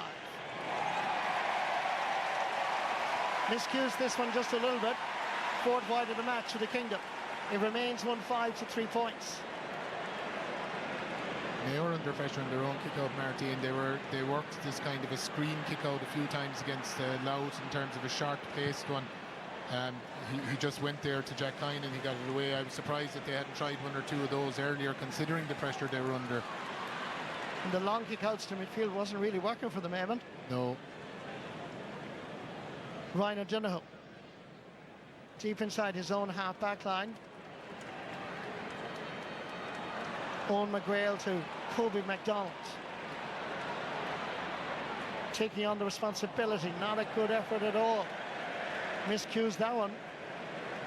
Wasn't under pressure, easily gathered by the Dr. Croke's goalkeeper, Shane Murphy. Yeah, the lads were talking about experience beforehand, Marty. It's not about having nerves before the game or fearing the game. It's when things are going against you, you know how to dig it out, and that's what Mayo's young guns will have to do now. Joe O'Connor seeking and finding David Clifford. Crossfield ball is an absolute beauty to Sean O'Shea. Twisting, turning, floating it in and floating it over the bar. The Kerry forwards have such great understanding, whether it's the Clifford brothers or indeed David Clifford and Sean O'Shea. They've won All-Ireland minors together, they've won seniors together, and you can see it. Beautiful pass. Shawnee had to look out as Sean O'Brien coming, and he checked back inside again and hand passed it over the bar himself. Great score, 3 from play so far. All the scores, 1 goal and 6 points coming from play. Good from Jack Livingston as well, Marty, to get the last 2 away, considering they are under a bit of pressure, and he's got nice placed ones away to try and get Mayo up the pitch. Jim O'Connor ends up with Sam Callanan. Ryan O'Donoghue over towards Jack Carney. David McBride is cutting inside. Carney continues down towards the Hogan. Kobe MacDonald. Paul Towie over for Azenda Hessian. Ryan O'Donoghue thinking and going for a 2-pointer. Is it on its way? He's got it. When leadership is required, stepping up is the man from Belmullet, Ryan O'Donoghue. Great score, and they're actually going to go to their Tommy Conroy playbook a bit earlier as well, Marty. He's ready and he's going to come on here. Brilliant 2-pointer from Ryan O'Donoghue, and as you mentioned, it is that leadership. Change coming early, as Eamon mentioned. Normally this is the second half change, but Tommy Conroy is coming on, and Paul Towie comes off after 24 minutes. So Ryan O'Donoghue will go on the 40 now. Tommy Conroy inside. I'll keep an eye on the Kerry matchups. What does that mean in terms of a change there? Kick out from Shane Murphy. Then the kick out goes astray. Really hasn't been happening through the championship. He's been top class with his kick outs, but quite a number going astray. Dara Byrne. Jimmy O'Connor. 50-50 ball to Tommy Conroy. There was a push in the back, however, and that's going to be a fray. Mark McNally from Cardiff, the referee, sharp in his first senior All-Ireland final in charge. Jason Foley's gone on to Tommy Conroy, as we can see in that particular one. Looks like Tom Sullivan maybe could pick up Ryan O'Donoghue outside, but again, like I said, I'll keep an eye on it as it develops. Darragh Byrne, 19 years of age, first-year university student in UL. Takes the shot, gets the score. Really good, considering he's hadn't much quality ball so far. There was a lot of tension in that shot. It's his first free. He's done really well. Great kick into the hill, and we saw that from him in earlier games as well. Misses don't take anything out of him. He just keeps going. 1-6 to 6 points. Good pressure again. And Ryan O'Donoghue. Kerry find themselves under pressure right from the beginning. And this is a free for Mayo. And because the ball wasn't released, it's going in dead straight in front of the post on the 20-metre line. Yeah, they're outstanding at that. Shane Murphy went short with a left-footed kick to the two pockets. Jason Foley slipped it inside to Dylan Casey, and they rounded on him. That's the identity of this Mayo team, the way they go after teams high up the pitch. There's energy in them now, Marty. You probably would expect an uneasy start by Andy Moran's team, but in the last 5-10 minutes, you just feel that they're growing in confidence. Yeah, they are, and to be fair to them, at the start they were doing an awful lot right. It was just the finish that was lacking. In the early part of the game, they were 1 from their first 5 shots, but they've settled now and they've got the scoreboard working. Kick out this time goes to Joe O'Connor. Shane Murphy will be relieved because he has been so accurate with those kick-outs up to now. Yeah, you have to credit Mayo there as well, Marty, the way that they're pressing at the kick-out and they're putting everything up for grabs. 4 points without reply from Mayo will give any team a bit of confidence. Sean O'Shea. Looking around, all the players in green and gold jerseys seem to be marked, except Mike Green, who makes himself available. Given a little bit of space in the middle of the pitch. This is excellent again, Marty. This is where an awful lot of other teams will just sit back off you and allow you to have the ball. Mayo don't do that. They put everything under pressure, as Paul Murphy is here. McDonald is chasing Paul Murphy. He'll be 35 next Sunday. An 18-year-old is chasing him today. Back out for us, Dylan Casey has already scored a point from the left corner back position. Over for us, Gavin White. Jim O'Connor staying with him. Gillen Gainey comes back outside the Mayo 45-metre line to give it to Thomas Sullivan. Claudia Clifford not given the freedom of Croke Park like he was in last year's All-Ireland final. Thomas Sullivan. Dylan Casey from the Great Austin Stacks Club in Tralee. Todd looking around for brother. Good defending by Mayo. Captain is the right cornerback, Jack Coyle. The referee's whistle has blown. Jack Coyle wants to hold on to the ball, but Martin McNally hasn't exactly indicated. I think the Kerry player is injured, and I think that was the concern. Now he's given the free to Kerry. He got a clip all right, Marty. It was not sure if it was a closed fist, but it was an effort to tackle, to be fair.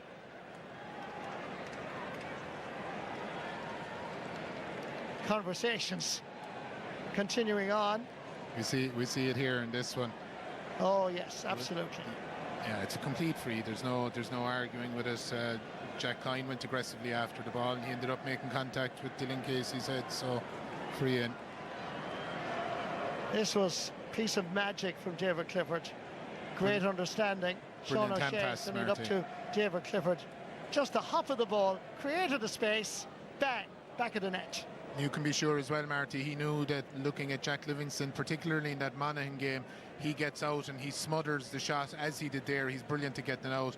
David loves that dummy hop anyway to take him away from the keeper and open up the net.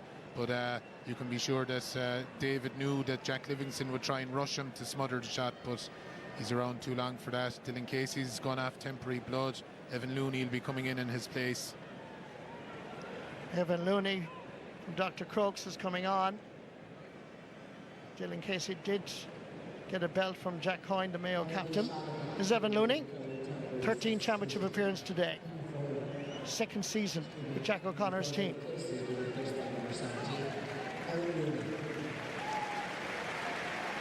Evan is on and sportingly checks that Dylan is okay. It was more he was checking who he was marking, Marty, to make sure he was going to the... I'd say he wasn't too worried about Dylan until tonight. He'll check in him tonight. I was giving him a lot more credit, Evan. You know the Kerry lads well, obviously. I could be wrong. Sean O'Shea.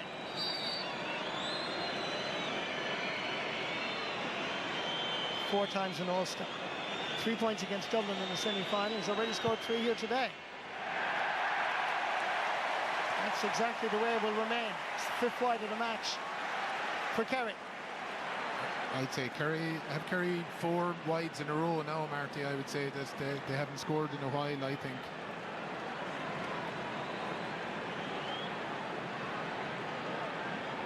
Kerry haven't scored since the 22nd minute, which is, what, 6.5 minutes ago.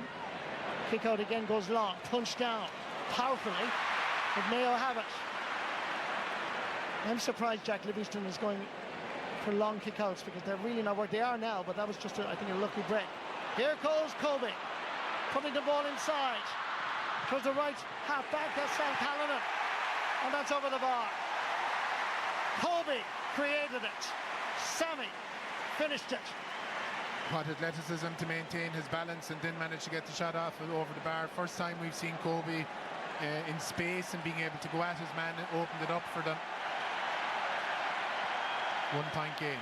1 point game between the teams. Kerry coming for an overload this way, this time, Marty. Shane Murphy heading for the Hogan stand. Punched down again, picked up by Evan Looney. Jason Foley told to spread it over towards the Cusick. Spread it wide over towards Gavin White. Graham O'Sullivan. Paddy Clifford. There's no Kerry forward. Well, there is now, actually, just inside the 13-metre line. So he had to retreat outside. Here comes Joe Connor. Tom O'Sullivan.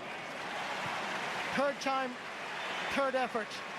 It's successful and it's over the bar. Excellent, Marty. He showed a bit of experience and confidence in himself there. He'd had a couple of misses, settled. I was wondering would he pass it back out, but no, backed himself, went for it. Important score for Kerry. Mayo got the last 5. Good kick out by Jack Livingston. In the second half, the move in the Hogan stand, but it's now gone to the Cusick. Yeah, in the second half of the first half, he's definitely settled and he started to get away more of those shots. They've started to read the Kerry press a bit better. And they're getting their hands on ball, whereas early on they struggled to get hands on ball off their own kick out. Enda Hessian. Jack Carney. Primary school teacher here in Dublin, Blanchardstown. Back out. Tommy Conroy. David McBride. Jack Carney. Stayed in a forward position. Gives it back for Enda Hessian. Not too many options available to him. He'll have to go short. Ryan O'Donoghue. Towards Colby. A little trickle of excitement when the 18-year-old from Crossmolina gathers the ball. Back again for Enda Hessian. David McBride. Mayo patient in the build-up. Tommy Conroy. Getting away from Sean O'Shea. Enda Hessian. Thought just for a moment he might go for a 2-pointer, but this man is going for it. Ryan O'Donoghue. Shane Murphy has to gather it second time round. It was a difficult ball for any keeper. Good work by Evan Looney. But Mayo have the possession back, and they've got themselves a free. Great pressure by Mayo. I think Kerry will feel that should have been a free out. But the free ultimately ends going to Mayo. Ryan O'Donoghue fouled. There was no lot in it, Marty. He exaggerated the foul. He has the free in. 2-point effort chart again. You possibly would have expected Shane Ryan to catch it in the first place. It was when he spilled it away from him that they invited a bit of pressure from Mayo, and once they get into that position, especially where the end line is concerned, he's brilliant. Ryan O'Donoghue. If anyone, he's just after giving the Kerry lads a point there, Marty, that David Clifford's the captain on the pitch. And if anyone again challenges authority, he's going to go 50 metres. So they've been warned and they have to be careful. Darragh Byrne. Gently taps the football over the crossbar for his second point of the game. It's back to being a 1-point game. Kerry 1-7, Mayo 9 points. Been a great reaction from Mayo, Marty, after the David Clifford goal, to be fair to them.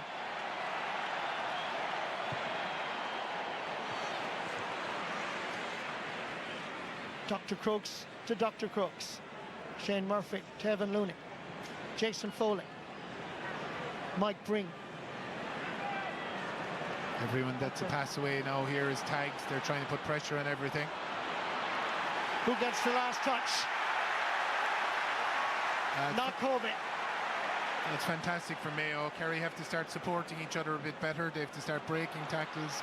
They're trying to pass it to fellas that are being marked. It's all under pressure, very much in Mayo's terms at the moment. Enda Hession passing the 40-metre arc. Tommy Conroy hits it high, very, very high, and hits it. Hawkeye, I think Hawkeye, yeah.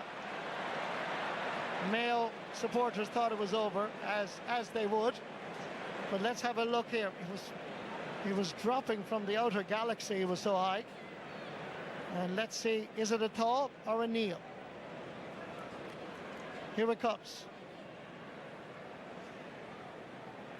Hawkeye doesn't want to give us the answer. Here it is. Well, that's looking good for me. Yeah. And that is a thaw. Massive score from Tommy Conroy. Again, came from the turnover down here in front of us, Marty. Kerry have to go along here. The sharks are being turned over. They're winning them short, but it's inviting the Mayo press. They'll come out long here in front of us and try and win the breaking ball. Kerry and Mayo are level for the very first time. After a nervous start by Mayo, great start by Kerry, Mayo have certainly performed really, really well. They've got themselves back into this All-Ireland final. Gavin White. Dermot O'Connor is just wired on to Gavin White. Every time he gets the ball, he's marking him to make sure that he can't get him those searing runs that opens up an opposition defence. Mike Breen giving it to Joe Connor. Mark O'Shea. Mike Breen. To Paul.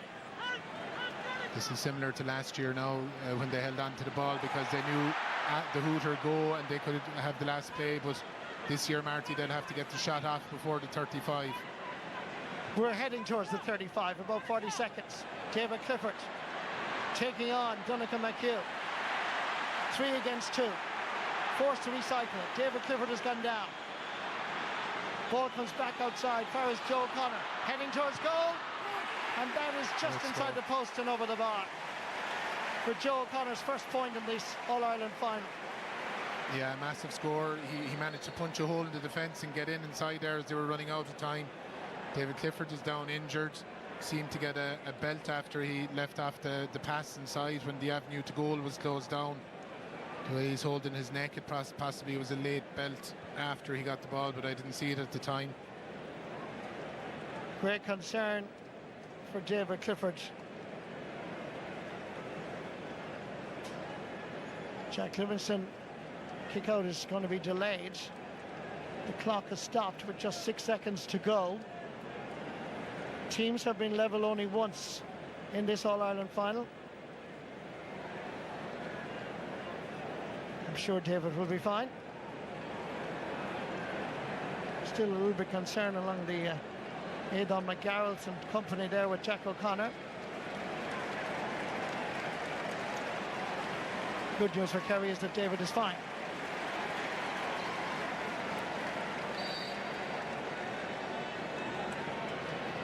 Mayo would be quite happy going in at half-time, just 1 point down, Marty. The hooter sounds. After a great start by Kerry, you have to hand it to Andy Moran's team because it looked as if Kerry were going to submerge Mayo very easily. But the character the stamina, the self-belief that's in this Mayo side. Fought back magnificently despite David Clifford scoring a wonderful goal after 14 minutes. There is only 1 point between the teams at half-time. In a full, packed Croke Park on All-Ireland final day. It's Kerry, 1 goal and 8 points. Mayo, 10 points. Game on.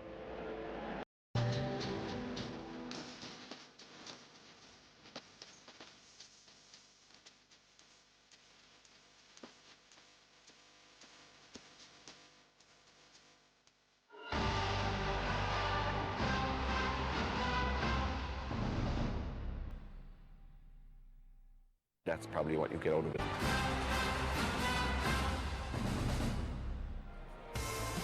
The two number 14s have had a big say in the opening half of this year's All-Ireland final. It looked like it was going to be his day.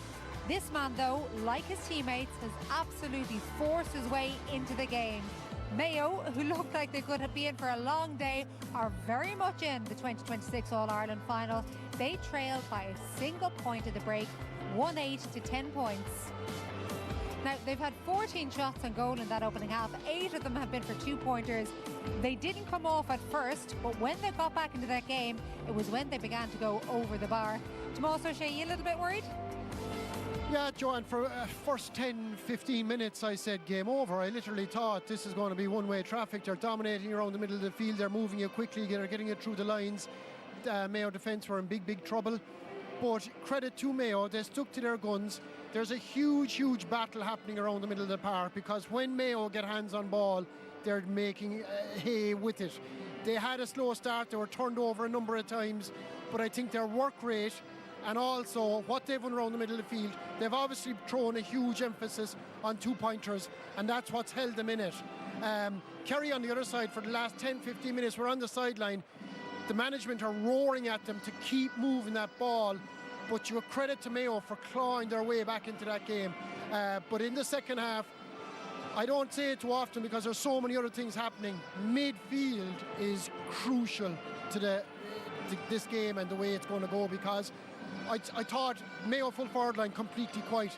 They have 6 or 7 scorers, which is not the way Mayo would have been looked upon by Kerry. Their threat was inside, but they have more of a threat now on the outside as well. But the 2-pointers have been key for them. They most certainly have. Has also been key to them.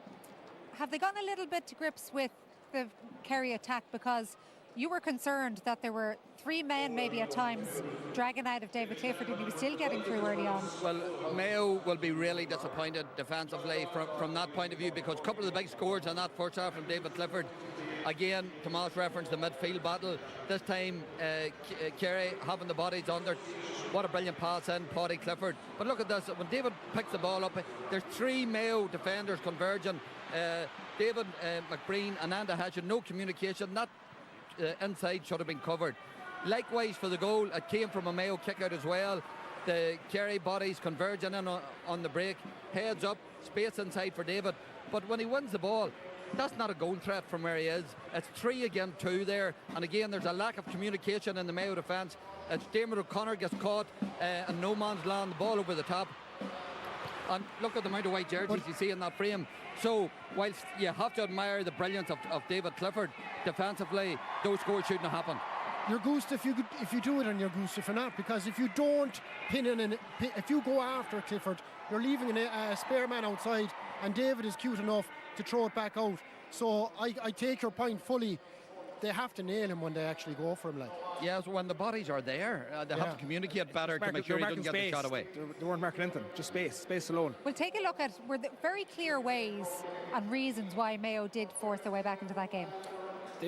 Second quarter, they became brave, fearless. Ryan O'Donoghue set the tone. The 2-pointers we reference here, like this one is absolutely huge for Mayo. This is at the back of the goal. Jack Carney has been touted for being our best 2-point shooter. That's an absolute brilliant 2-pointer at a crucial stage of the game. Brings back in Jack Livingston now, looks far more comfortable in the second quarter. He's going short, he's getting more options there, he's getting the ball off, and as a result you can see Mayo growing with confidence, starting to get fearless, becoming brave. And look, Ryan O'Donoghue came back deep. You're wondering why he wanted to get on a bit of ball, and this is the best of the lot for me. Look at them converge on Kerry. look at Ryan O'Donoghue. He sniffs blood. He puts the pressure on Dylan Casey, and look at the hunger in the Mayo jerseys getting around him. And then Kerry become frustrated, reminisce of the referee, brings in for an easier free. So They got two more that should have been given as turnovers and weren't. I think Evan Looney come on, I suppose, a bit cold. Kobe lines him up, and this is probably Kobe's best part of the first half. Gives a pass to Sam Canavan, does absolutely brilliant on left foot to pop the ball to the bar. So Mayo have been brave in that second quarter. They won at 7-3. They've sniffed blood in Kerry. Now is their opportunity. Can they do this now more consistent second half? Because that game is there for them now. Yeah, you have to give their management credit for making the change so quick. Tommy Connery going in has changed the dynamic completely. But I want to back up the point you made about Jack Livingstone. When Mayo were 1-5 to a point down and winning nothing straight out the middle, he had the bravery to go for a few risky enough kickouts. One out to underneath the Cusick, the other short here. But if Kerry are pressing, they have to. They can't leave them off with those short ones. Well, on the subject of goalkeepers, we're going to be hearing from Niall Morgan after the break.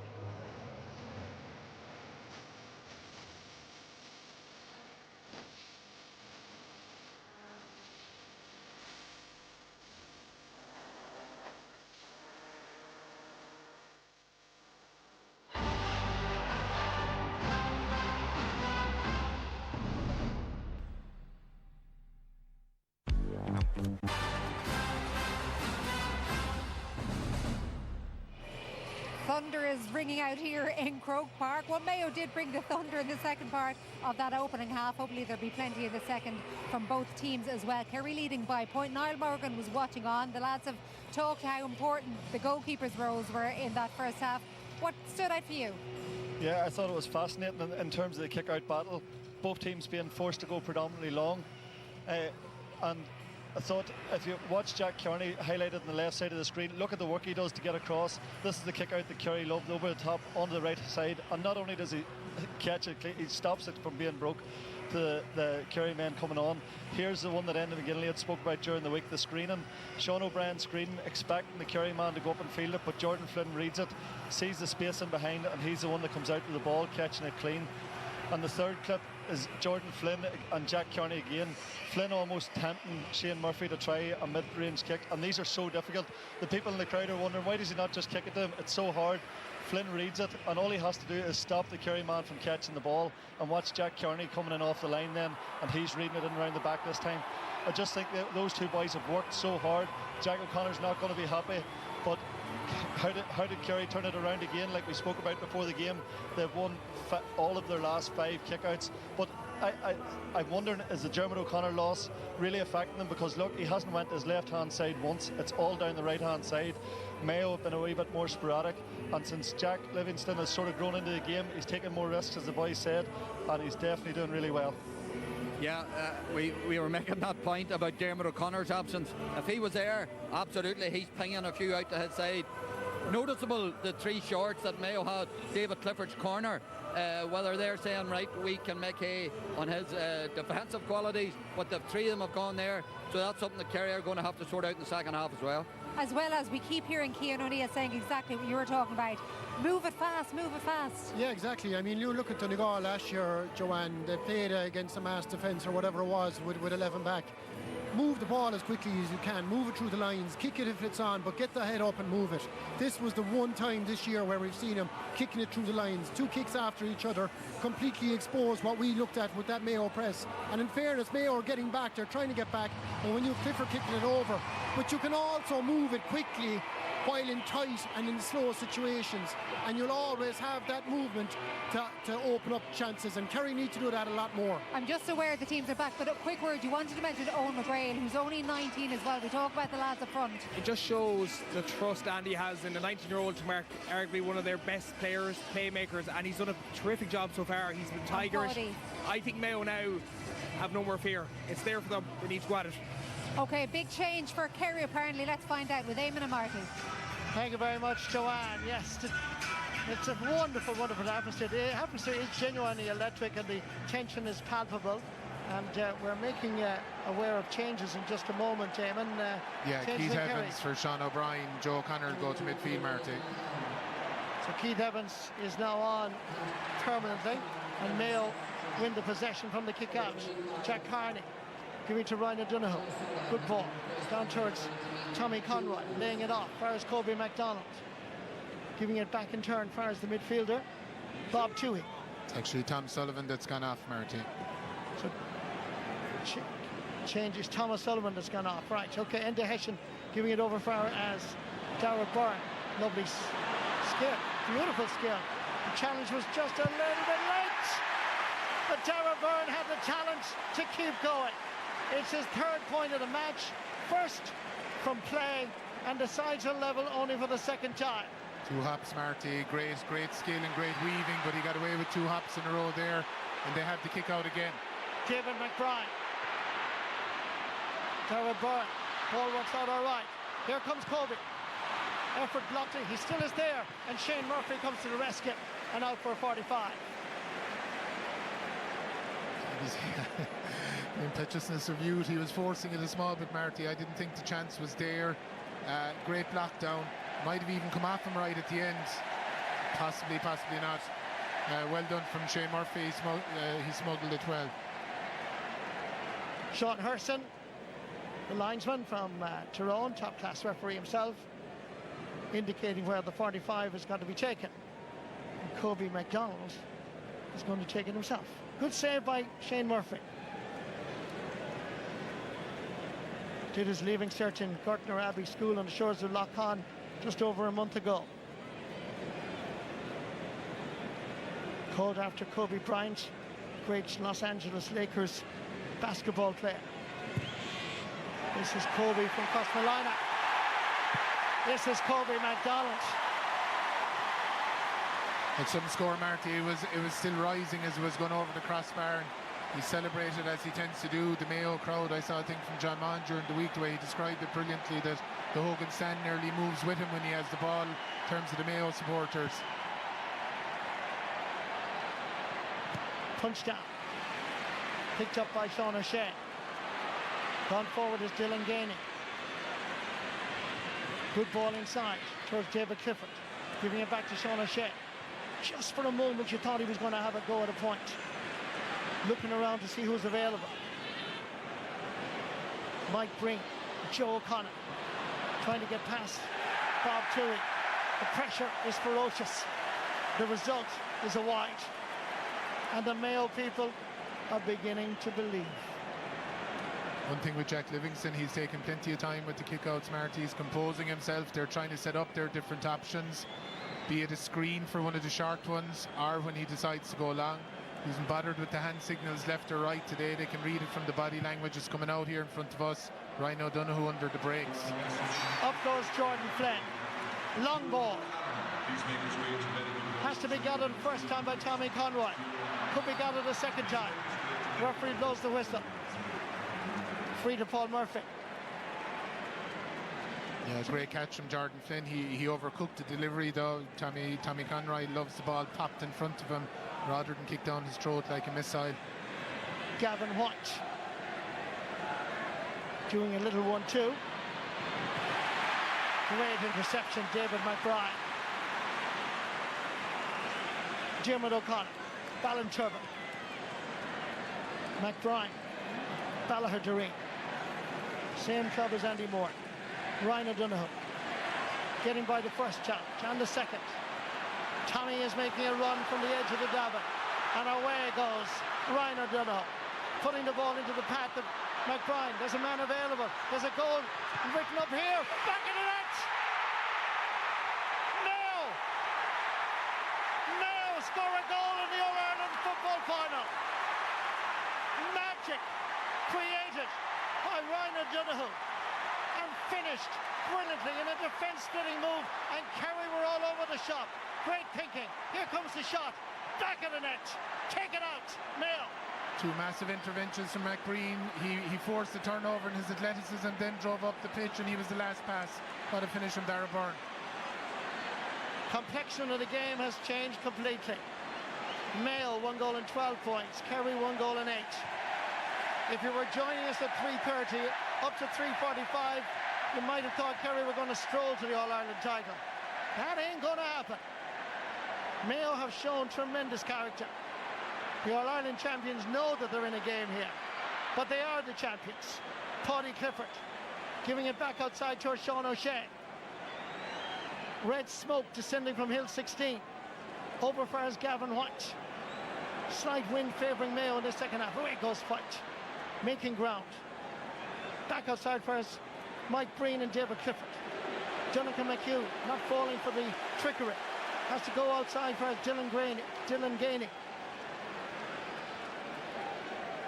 And Kerry go forward again. Gavin White. At the end of it is Sean O'Shea. Capable of scoring, but sending it to the right and wide. 7th wide of the match for Kerry.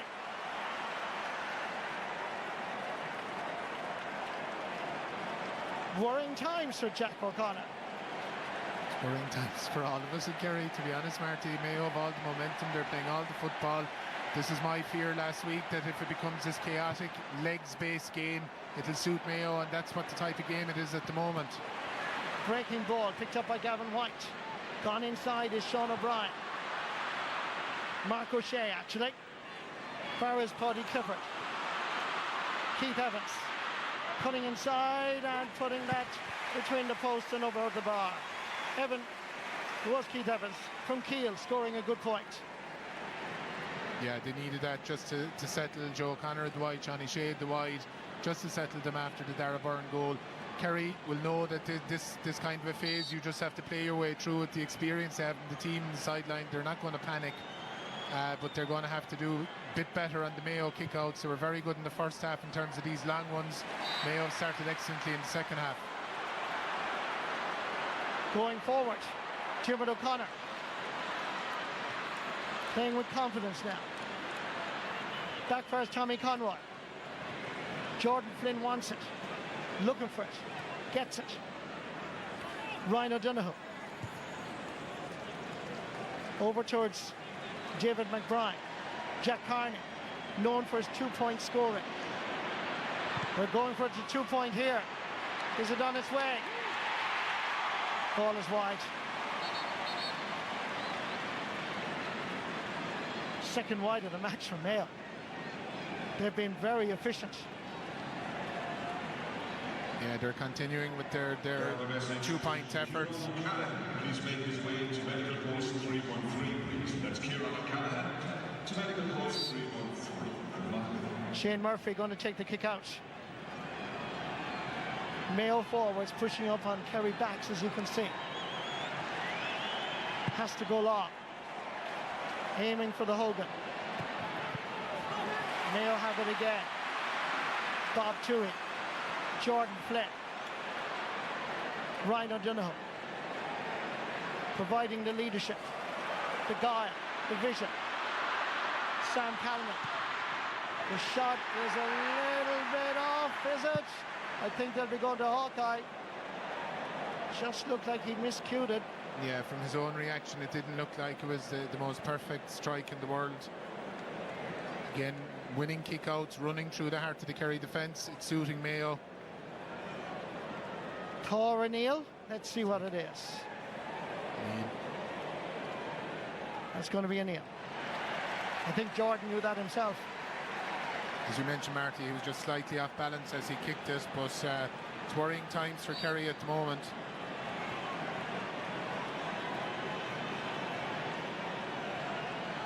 Shane Murphy, coolness personified, looking to see if he can find a green and gold jersey. He's going long. Mayo this time punched the ball down. Kerry were doing it in the first half. Picked up by Darrell Byrne. Happy to go back into his own half back line. Jack Coyne in his 55th championship appearance today. Over towards the other Jack Carney. In the centre, Darrell Byrne. Ryan O'Donoghue is available in front of the Hogan. He'll seek and find the All-Star from 2021. Enda Hessian. Jordan Flynn. Passing to 45. Jack Carney going for a 2-pointer. He knows it. He has it. He's delivered again. Jack Carney. His second 2-pointer. The man just has it. The X-factor from way out the field. It's a thing of beauty.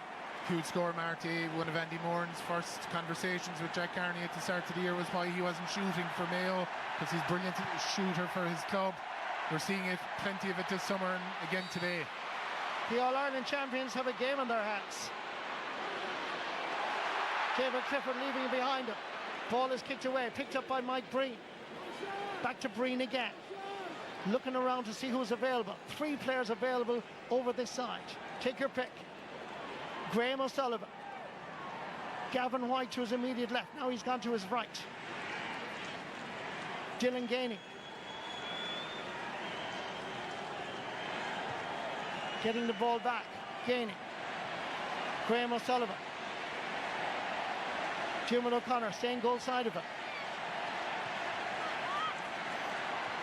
Here's Paul. Dropping this in. Out comes the goalkeeper. And that's out for 45. Yeah, fantastic defence from Mayo, Marty. Everyone has been put under pressure. Their one-on-one defence, their feet, their tackling, everything is excellent. Everything's under pressure. Well, McGreel putting pressure on Paddy there. It's unlike him to leave it short.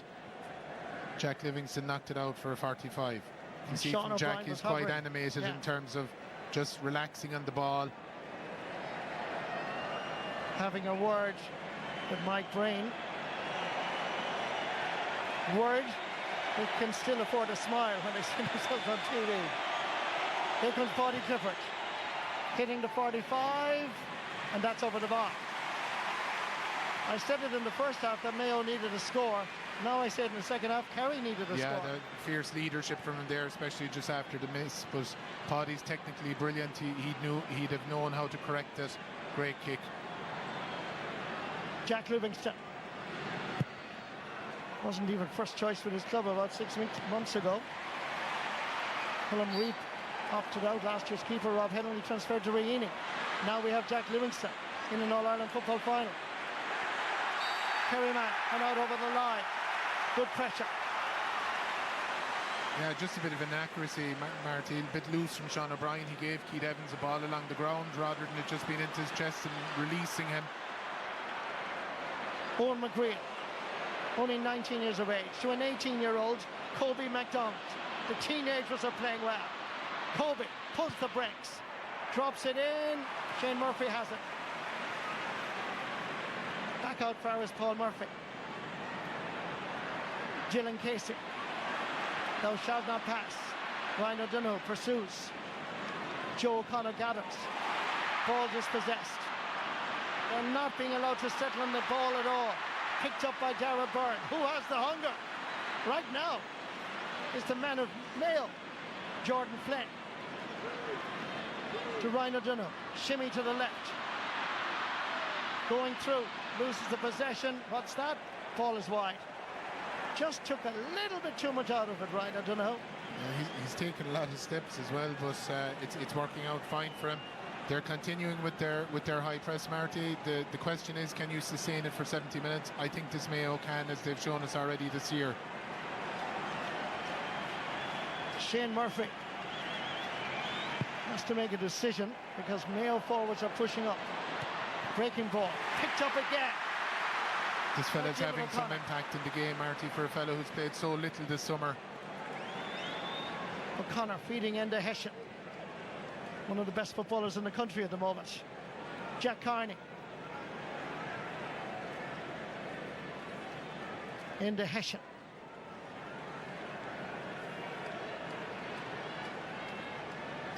Five years he's been a Mayo footballer since he made his debut against Sligo in 2021. Ryan O'Donoghue will go back outside the 45, look around, control everything for the moment. Jack Carney trying to suck Kerry out of position and move them out of that defensive zone. Kobe. Jack Carney to Ryan O'Donoghue. Nobody coming down the Hogan stand side. Yeah, with the result that Ryan has to continue on that journey over there. Good ball. Tommy Conroy taking on Jason Foley. Back outside. He's the 18-year-old. He's Kobe. He finishes it, but I think it hit off the post and the ball is wide. The swagger, the confidence of a teenager from Crossmalina in his first All-Ireland final. Yeah, it's like that phase early in the game, Marty, where everything they were doing was well, except the only thing that was lacking it was the finish. It's a bit like that now at the moment as well. Sean O'Shea sending it down the wing towards Graham O'Sullivan. David Clifford. Duncan McHugh standing firm. Back to the brother party. Under pressure. Puts that between the post and over the bar. Yeah, vintage Paddy, he's standing up, he's getting more involved. The harder it gets, the harder he'll go. That's always the way he plays. He's getting more involved, getting more scores. Might be a question for Jack whether he should get him out into the mix rather than him being caught up in the front three the whole time so he could dictate terms a bit. Clever play by Mayo. Good response for the All-Ireland champions. That's why they are indeed the Kings of Ireland from 2025. Over towards Jack Carney. Thought about going short. Ultimately decides to give it to Jim O'Connor. I see Tomas Kennedy has his top off now as well, Marty. He's going to come in, so he will be one of the front three. Jack Coyne lends assistance. Into Hessian. Giving it back again to Jack Carney. 3 points between the teams on the 50th minute.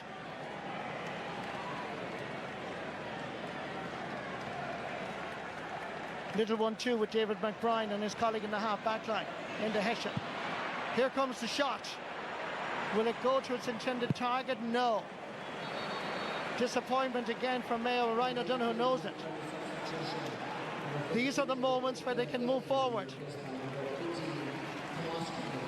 Tomas Kennedy is coming on. It looks like Paul Ganey is the player that's making way. Dylan Ganey, I should say.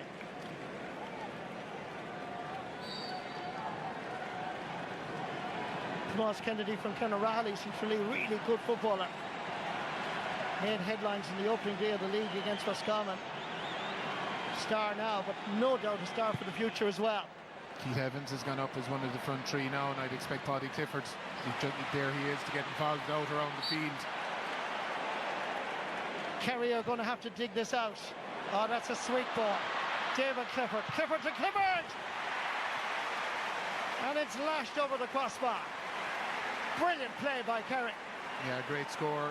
I just mentioned it a couple of minutes ago, Marty, that Paddy's personality, they need to get him out the field, get him on the ball, get him dictating terms, putting balls like that inside to both David and Tomas Kennedy. Great response by the men from the Kingdom. Almost gathered, breaking ball. Kerry are showing their experience. Sean O'Brien, not a great ball. Mayo have the situation under control. Good anticipation by Jack Coyne. Dermot O'Connor. David McBride. Joe O'Connor. Kobe McDonald is gone from top of the left to midfield. Dara Byrne taking on Dylan Casey. Flicking it back. Fires Kobe. Kobe being told by Ryan O'Donoghue, give it back to Jack Carney. They'll come down this way into Hessian. Dermot O'Connor outside him. Hessian thought about going around Kerry defence, but Dermot O'Connor has a go instead, and it's 7th wide of the match for Mayo. It's a very bad spell for Mayo. They're so anxious to keep their noses in front. There's a series of opportunities there, and they've missed them all. Yeah, they have, Marty, but look, I don't think it'll bother them. It's part of their game plan, shooting for twos, going for it when it's on the outside. Matthew Rowan is coming in now, the routine substitution for Bob Toohey. We also see Brickenden coming on for Owen McGreel.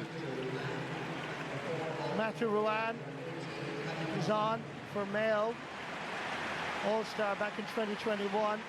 And Paddy Durkin is coming on as well, I would say in a moment. Player that's going off is Oisin McGuire.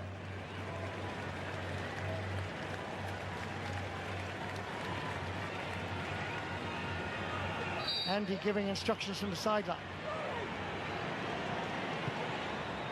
Kick out is short. Ferris Paul Murphy. Getting by the challenge of Enda Hessian.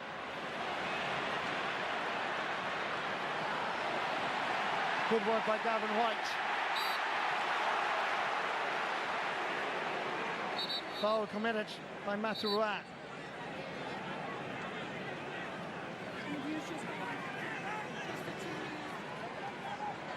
Mayo have now registered 7 whites. Cody. Clifford. Sending it wide to Graham O'Sullivan. Quality ball. O'Sullivan thought about having a go. He cuts inside, and this time he puts it between the post and over the bar. Excellent play by Kerry. Graham's been excellent at providing scores from that side as the defences can often cheat off to mark some of the dangerous forwards. He comes in the end of moves, and he's a brilliant finisher as well, left and right. Scored 6 points on his way to Croke Park for the All-Ireland final. 16 minutes to go. Punch added on. Paul Murphy going to get there first. Ahead of Matthew Ruat. Great pressure by Ruat. Ball falls to Ryan O'Donoghue. Darragh Byrne to his right. Still Ryan O'Donoghue. Lays it off. Is this a goal? Is this a chance? It's over the bar. Colby MacDonald. I think he saved it. Let's have a look at the replay. Yeah, I think he might have just clipped off Shane Murphy's diving arm. We'll see it best in this one, Marty. Yeah, what a save. Great save by Shane Murphy. Brilliant save. They descended on Paul Murphy when he got the ball outside. We're stopping the clock here. Shane Murphy's gone down, but I nearly expected Paul to soccer it across rather than trying to pick it, because as soon as you get ball there with the bodies around you, they're going to go after you.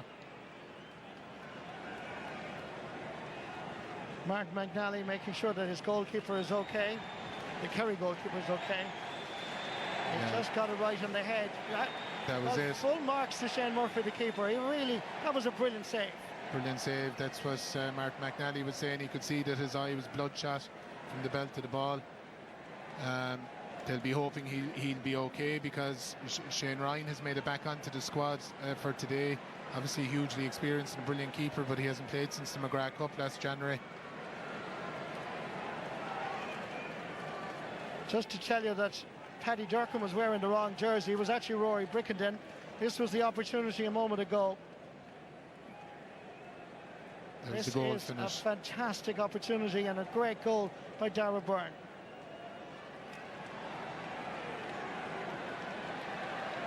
Shane Murphy. He's swap his wrong jersey, yeah. Rory.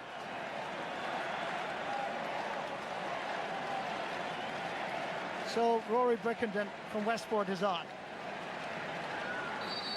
And not Paddy Durkin. Didn't look like Paddy Durkin, but anyway, we've sorted. Kick out from Shane Murphy. Ball hangs in the air. Gathered. He waited for it. Mark O'Shea. Darragh Byrne seemed to have been fouling. It was for an earlier advantage, Marty. Mark O'Shea was in an advantage for pulling his hand, and he went back for that.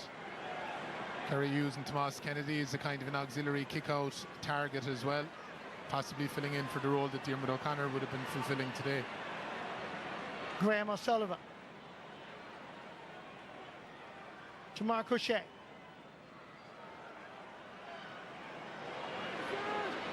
Keith Evans. Joe O'Connor. Here's David Clifford. He's now scored a goal and 4 points in this All-Ireland final. 1 point between the teams. Yeah, it's danger every time he gets it. Joe O'Connor hit the line at pace there and punched a hole and then slipped it inside to David. She really can hardly look. Don't really blame her. 14 minutes to go as I see the watch. 56 minutes. Gathered on this occasion by Mike Breen. Gavin White. Stepping past the Mayo 65-metre line. Pass to Sean O'Shea was too strong. Gathered instead by Enda Hession. Diarmuid O'Connor.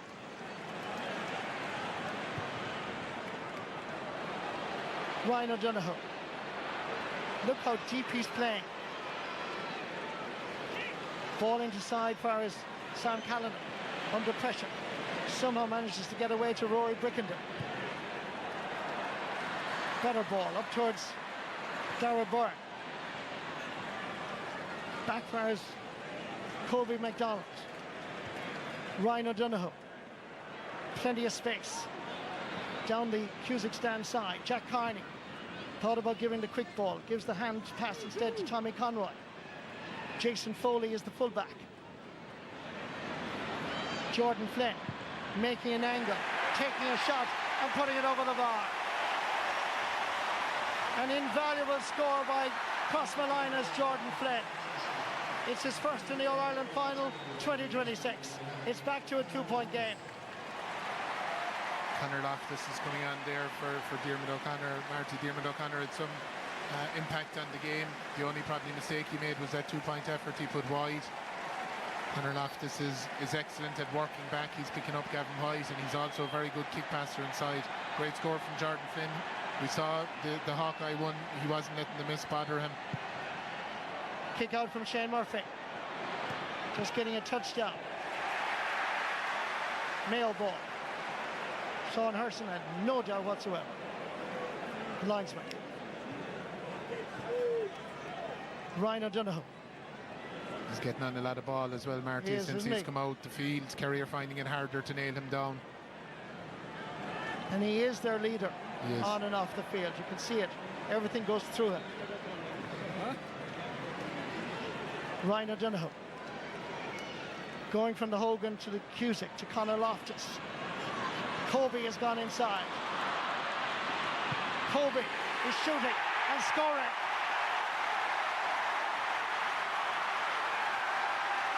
He's a very special talent. Colby from Crossmolina gets another point.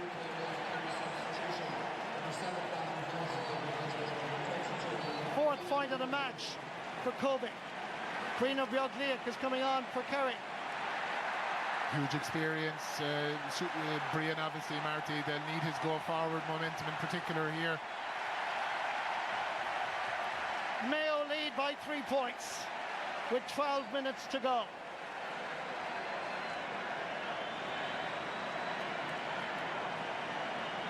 Formerly the Kilcummin keeper, now with Dr. Cokes for a number of years, won an All-Ireland glove, playing in his first All-Ireland final. He's done well. Nowhere to go. Great. The momentum is with Andy Moran's team right now. Look at the statistics. 60% possession in the second half to Mayo. Yeah, if you want a signature image of what sums up that Mayo team, that's it, Marty, that they descend on fellas in groups, tackle, discipline, force turnovers. We saw it with Limerick last Sunday. Work ethic is just awesome. Work, work, work. And Mayo have done the same thing. Yeah, it's a non-negotiable if you want to win an All-Ireland final. The team that works hardest will often win the game. David McBride making ground. Tommy Conroy. The response from the Mayo supporters in the Davin end says it all. Yeah, in general terms, the management and players, they don't even blink with the misses. They're happy to just keep shooting. Andy Moran had a bit of a deep breath that time, all right. Paddy Clifford. Lost his gloves but kept the ball. Brino Bjorgliak.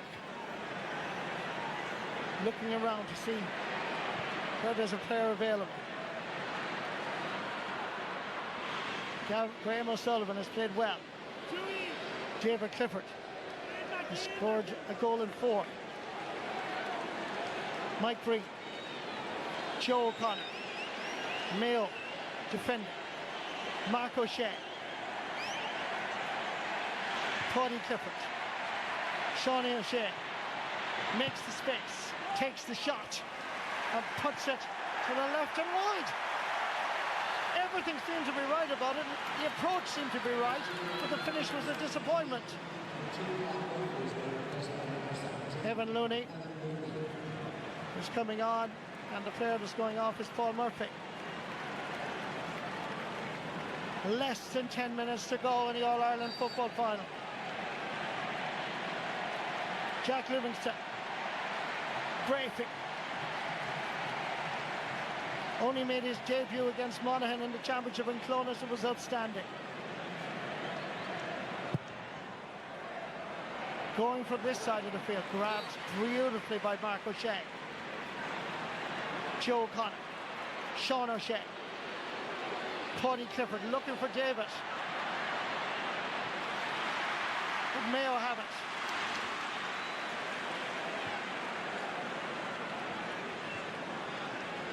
Total control. Dunock and McHugh giving it back ultimately first Conor Loftus. They come down the other wing to Enda Hessian, heading towards his own 45. Needs a little bit of support. Plenty there. Rory Brickenden, Ryan Donoghue putting it forward to Jack Carney. Back to Ryan O'Donoghue again. He's going for the two-pointer.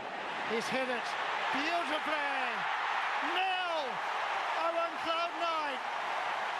The green and red of Mayo are all seen all around Croke Park. Had the audacity, had the confidence, had the skill, had the talent to plant that between the posts. Yeah, superb score. It was almost like the free kick he kicked right at the end of the Louth game, outside of the boot. 2-2 for Ryan O'Donoghue today. It's a 5-point game. Mayo are rocking and rolling. Ryan O'Donoghue taken down. Look at the reaction. Look at the body language. The picture on your TV screens says it all. They believe, they want, they desire in the county of Mayo. And they know they're playing well. Yeah, it wasn't the best decision from Jason Foley, because if they got inside and kicked a one-pointer, wouldn't be the end of the world. But you'd fancy Ryan O'Donoghue to kick this two-pointer now. I think there was an off-the-ball incident afterwards, but it wasn't picked up on Sean O'Brien and possibly Conor Loftus.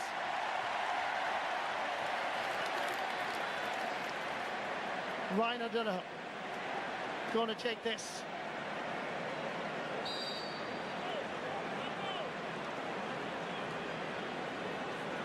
He'll be celebrating his 28th birthday next Friday.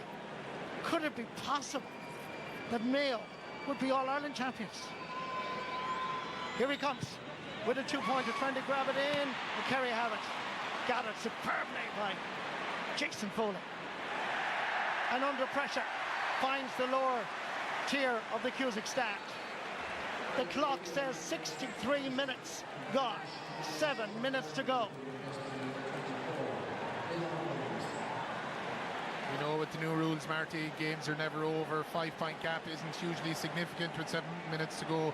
But Mayo have all the energy, they have the legs, they're playing the football, they're tackling.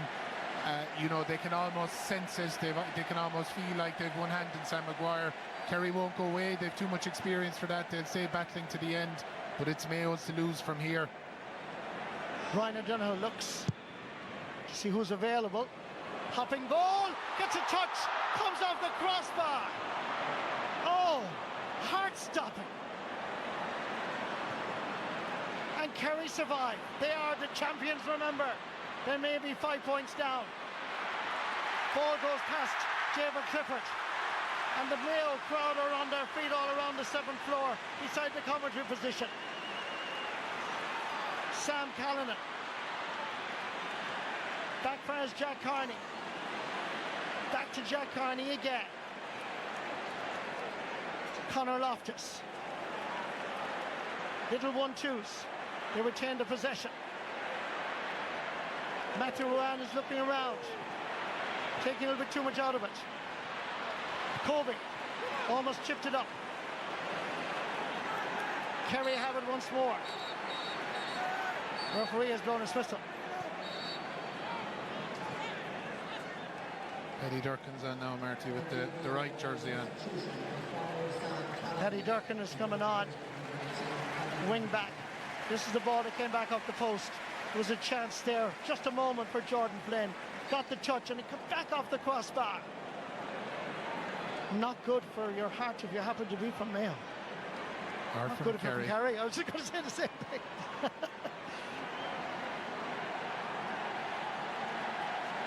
Keith Evans. Tomas Kennedy. Back again towards Brina Bjorglia. Joe O'Connor.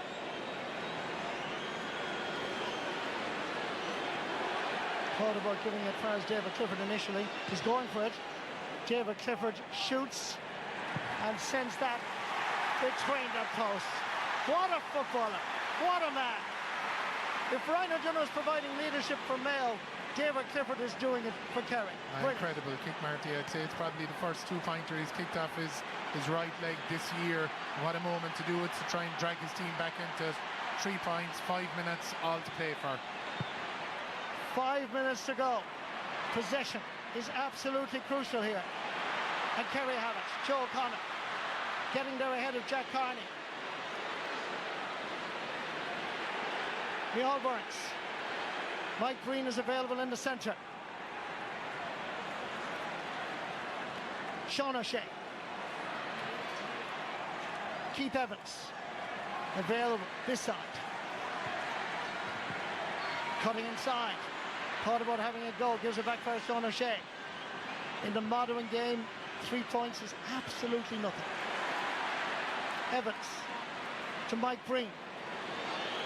Jordan Flynn coming in to challenge. Right man, right place. Find David Clifford. Joe O'Connor gets by the first challenge. Feeds Sean O'Shea. Plenty of white jerseys in the corner. Has to come back over towards the Hogan. Dylan Casey. Paddy Clifford. Mayo supporters trying to get behind their team. Clifford goes for the score. Ah, that is just utter class. Sheer class out of Paddy Clifford for his 3rd point of the game. Yeah, great score, great leadership again, Marty. They were patient, they didn't panic. 3.5 minutes, they know there's still time in the clock. This kick out is absolutely huge now. We are having some All-Ireland football final. Tension is palpable. Atmosphere electric. Is it going to be the green and gold or the green and red? Mike Breen sending it down to Graham O'Sullivan. Continues to make those journeys down the right wing. Seeks and finds David Clifford. To Mike Breen again. You cannot beat experience, and Kerry are showing it here. Sean O'Shea. David Clifford going, oh, beautiful, look at that. Magic from the big man from Fussa. Yeah, he was about to take a second hop and he adjusted at the last second. Joe O'Connor. 67.5 minutes gone. Keith Evans. Micheál Burns. John Kiley was here, he'd be saying Mayo supporters are doing their job right now, trying to get behind them. Paddy Clifford, there has to be an interception. Knocked away. Joe O'Connor picks it up. We're heading towards 68 minutes. 2 minutes to go. Shawnee O'Shea. Here's David. 2-pointer on its way, and the ball is wide. Can you believe it? Right man, right place. He's magic, but he'll be heartbroken. Yeah, he was in the sweet spot in terms of twos into the hill. Again, I said it a second ago, Marty, this kick out is absolutely critical. Kerry got the sideline from the last one. Mayo, if they can get their hands on ball, they could be on the way to history, or Kerry can get one more chance. They have to get the possession here, but Kerry have it once more. Great work. Ball inside. Mayo are exposed at the moment. Pass back is not a great one. Paddy is looking for it, seeking it. 69 minutes, 68 minutes, 46 seconds. Graham O'Sullivan, what's he going to do? David is looking for it. David Clifford. 2 men on him now. Back out to the brother, Paddy. Over towards Mike Breen. Heading towards the 69 minute. It's as if they've settled on a 2 rather than 2 1s, Marty. Paddy Clifford again, trying to set up a 2-pointer. Force the game to extra time. The ball is dropping in. Jack Livingston comes out. Ball is knocked away. Picked up by Jack Carney. Is that the moment? 69 minutes and 20 seconds on the clock. The long ball is sent up. And away comes centre half back from Mayo. David McBride. Over towards Kobe MacDonald. Kobe. Mayo holding on to it. 33 seconds. The green and red of Mayo was about to be heard all over the world. This is sensational. This is mind-boggling. This is a point. 75 years of heartbreak are about to end. 1936, 1950, 1951, and surely now 2026. Listen to the roar. 75 years of heartbreak is over.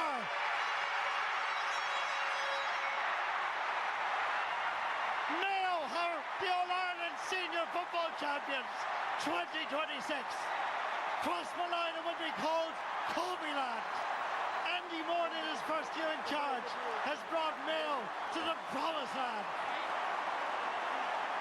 11 All-Ireland defeats since 1989, 13 if you include the draws.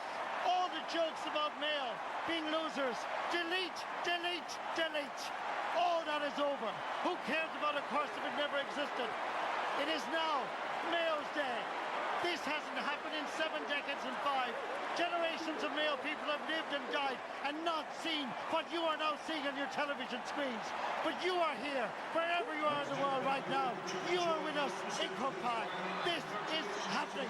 You are watching one of the most significant moments in the history of the GA since it was founded in 1884. Congratulations to Mayo, Marty. What a team, what a turnaround since the game in Roscommon. They were fantastic today, full value for their win. The way that they play, the Volgas football, they go after you. They'd probably even enough scoring chances to win 2 games.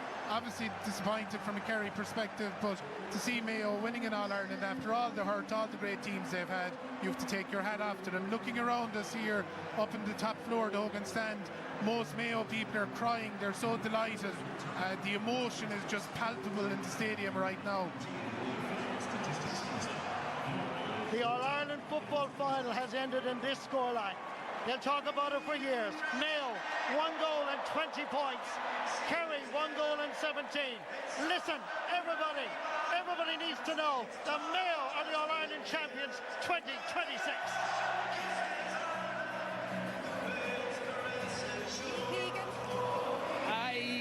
I've nothing to say. I'm fucking delighted. I'm so proud. I just have no words. I'm sorry. It's just that's just unbelievable. I thought I'd never get to see the day this comes, and to see what they did today, the way they finish it, the sneering for years, the laughter of Mayo. Those guys are legends for the rest of their lives, and I just couldn't be happier from a Mayo man today. I'm so proud of that team, what they've done and what they've achieved. Eamon said there were tears amongst Mayo people, as you can hear, even though you can't see Lee. He obviously has tears in his eyes. I have tears in my eyes. Peter Canavan has tears in his eyes. Yeah, remarkable. You often wondered, would you see today that Mayo would win it? They've done it.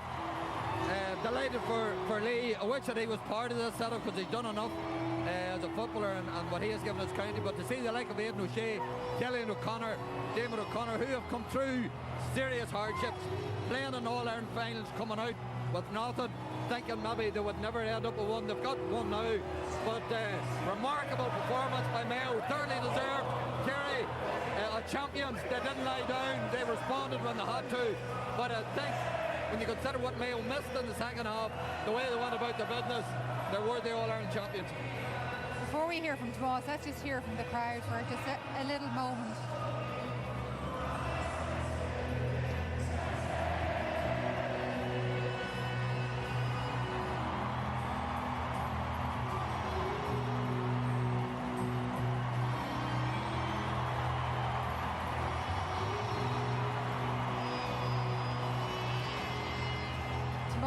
It's hard to even describe. I mean, people can see it with their own eyes, but just to even describe the feeling here, even you as a Kerry man. Yeah, I mean, John, what can you say? Hats off to Mayo, an incredible football match. If there's ever a county, and they're be talking about the soft stuff all day long, Mayo still had to show up here today and still had to win the match, and that's what they did. They had a plan of taking on shots like all great Mayo teams have done, and they stuck to it. They missed so many opportunities, but they were so brave in every single thing they'd done. It was phenomenal performance. Andy Moran deserves unbelievable credit for the way he reorganised that team, the way they showed up to today, the way they've improved from match to match, and could have scored a lot more today, they play football like you'd like to see football being played there today. They defended heroically, great job on David Clifford, but the way they attacked with pace, it's phenomenal. I can't but have respect for what they've done here today. Nobody, and I mean nobody, saw this coming today. So a huge performance to Mayo. Well done to them. They totally deserved it. And yeah, I'd say they'll celebrate for a good 6-7 weeks. And why not? And we see, do you know what? We saw Kobe went up to the hill there. We mentioned beforehand he didn't have a bother on him. He missed a few, and it looked like it might turn the tides. And yet he kept, as you said, he kept on going. He kept on shooting. Eamon referenced a few times in commentary, Mayo will kick, and they never blinked about missing or make a mistake or a turnover. Jordan Flynn had a chance to get a goal to kill the game. They never, ever, from second quarter, bat an eyelid. And I think that bravery, that energy, and it's the first time I've seen a Mayo group believe they're actually going to win it today. And although David had the chances, the 2-pointers, take nothing away from Mayo today. They are the most disturbing of all our winners today, and nobody can tell them any differently. Lee, but Kobe's influence today may not have been massive. Second half, though, he changed the gears. But his presence coming into the squad, the injection of enthusiasm, the belief that transcended other players. I recall back in 03 when we won it, the injection of confidence from the youngsters, or hope, Stevie O'Neill. Mulligan, what that does for the older players in the team, and he has ignited that. But today, for me, when Mayo were struggling, they needed leadership. Ryan O'Donoghue in the first half, absolutely heroic. Second half, the start of the second half, he took the game by the scruff of the neck. What a performance! But we see a member of the O'Connor family who've suffered so much pain down through the years has joined us. So many Mayo people have had so much pain down through the years. But Lee Keegan, I mean, we keep talking about everybody. We didn't even mention Dara Byrne, who burst out in that second half. 37 seconds were on the clock when he had the ball over the bar. And of course, he got in a position for a goal. And my goodness, could he have finished it any better? Dara Byrne is as good as any forward in the country, Joanne. Kobe has the X factor, but what Dara Byrne does is he just complements Ryan and Kobe, and he often gets the leaser off the defenders, but his pace, his power, and that goal he took in the second half was as good as an old dog in the door. So you will appreciate the fact that it's a lad with number 2 on his back who's going to collect Sam Maguire on behalf of the County of Mayo. Eamon and Martin. Tears of joy being flowed around Croke Park, and nobody is leaving Croke Park. Full credit to the people of Kerry and everybody else, because this is history. Marialar Kyun Dinaklihi Abar the Wakama Tariu, Akur Erfile Buin and Shaw Abark and Croke Ganu Erla Kliha Kalach Naharan. Bawailam Samaway has a goal as a Rachor Martin McNally, August Kajefaki Marial or in Jobin Takarinshid. I also want to thank our wonderful sponsors, Allianz, AIB and Super Value, who are represented here by Jeff, by Colin and by Dan. Gurrakid Milamahagav. Ladies and gentlemen, it is real. You're not dreaming. It's 2026 and Mayo are All-Ireland champions. Kerry, you have been All-Ireland champions 39 times. You have been wonderful All-Ireland champions last year, and I know that you will be back. You are a young team, and I don't even think you will begrudge this moment to Mayo. But 1936, 1950, 1951, and now 2026, it's Mayo's year.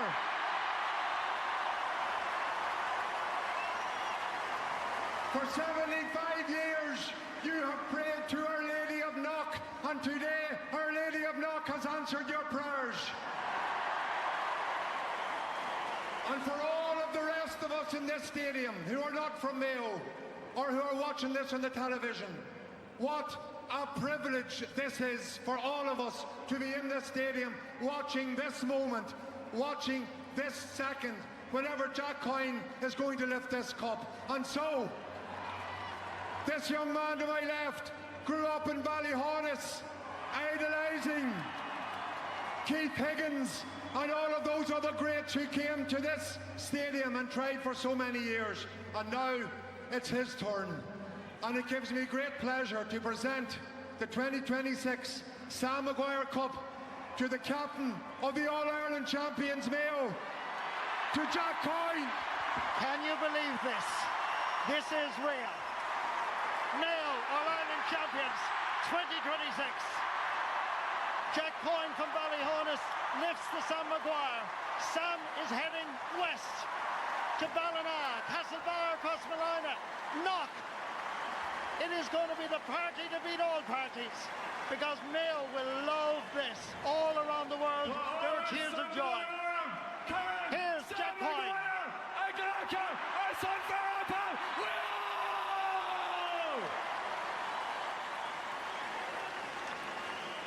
I am absolutely honoured to accept the Sam Maguire Cup on behalf of the Mayo football team and the people of Mayo.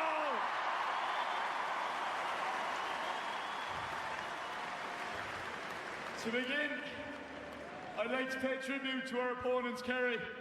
Look, lads, you're absolutely outstanding champions. You set the standard for the rest of us to aspire to, and no doubt will come again. Can I get a hand for the Kerry team?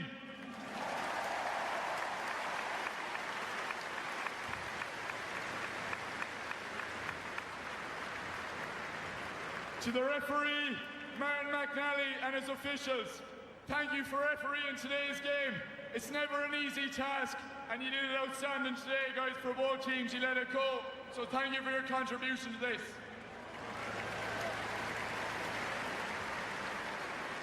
To the GAA, Croke Park, thank you for everything you do for our games.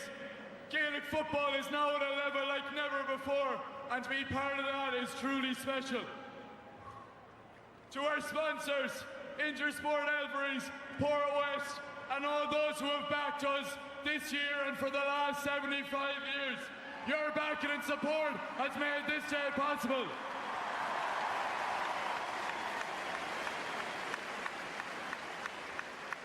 To our county board, thank you from the bottom of my heart for everything you've done. Again, not just this year, but for the last number of years. To Seamus, Valerie, Ronan, and everyone in McHale Park, Phil, Michael, the Lottie, thank you very much.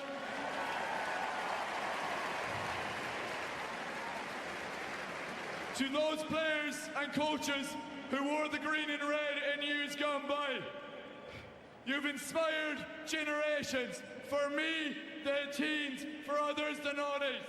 These men inspired us to wear the green and red. You have laid the foundations and inspired and shown us what it means to play for Mayo. I hope we honoured your legacy today.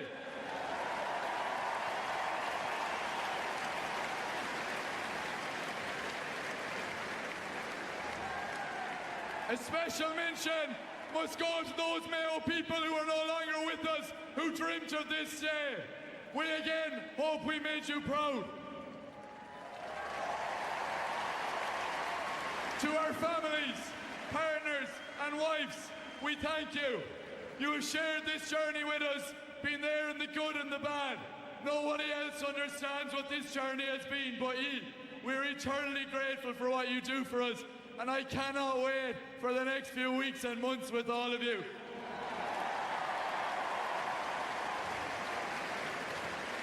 To our backroom team and support team, the work you do for us is like no other, and I thank you.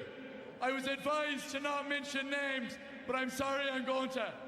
Starting with Jesse Campbell on logistics, an absolute gentleman and the most organised man you could ever meet. Rachel Sheehan, our performance coach, has been the glue this year that has kept us together through tough days. Evan Regan, our nutritionist with the best left foot in Mayo, thank you. To Sean, Julian and Ron for feeding us all year, thank you.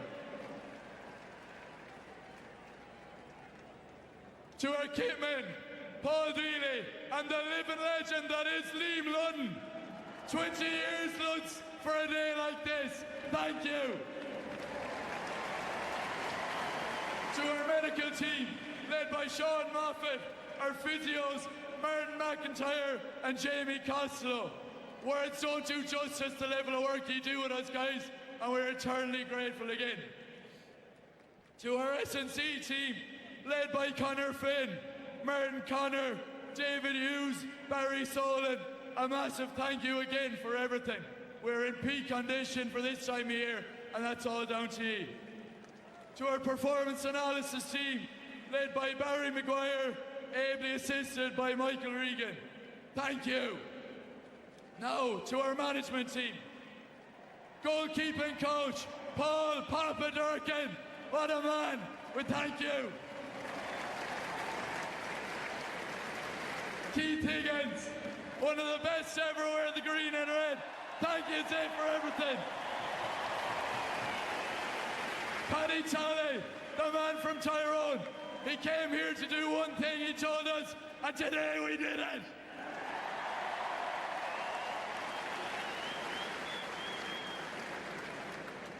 To Cullen Boyle, a hero to so many of us growing up, and an absolute legend, a warrior who never took a backward step, and I'm incredibly proud to have you part of our group. And finally, to the main man, Andy Moran.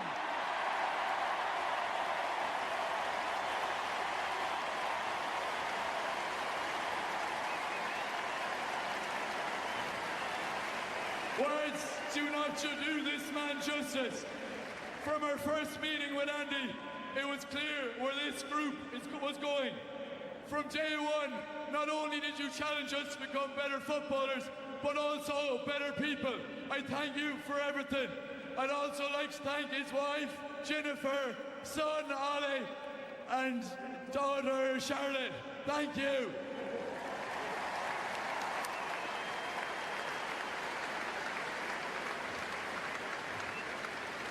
To the 41 lads I've had the honour of sharing this journey with.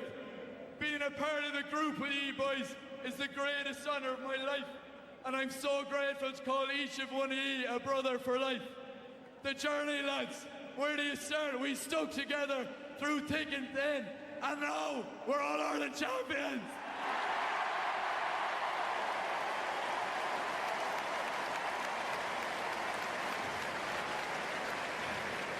And finally, to the people of Mayo!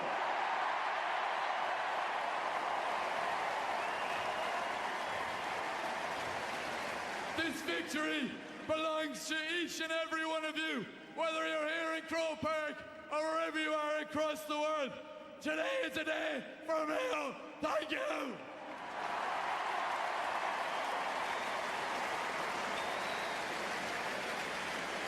For years, people have spoke about history, past experiences, pressures, and everything that comes with wearing this jersey. For this group, it was about something much simpler. It was about representing this county, and today we did it with pride. To every young boy and girl across Mayo and our diaspora across the world, never stop dreaming. Stick your chest out and be proud to be from Mayo.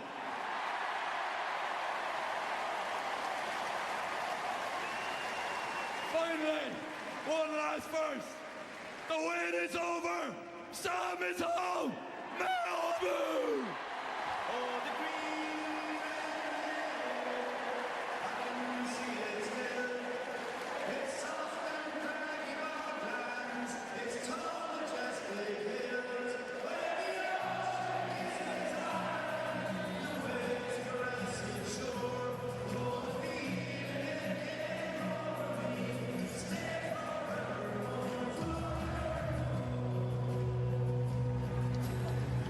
Everybody get ready today.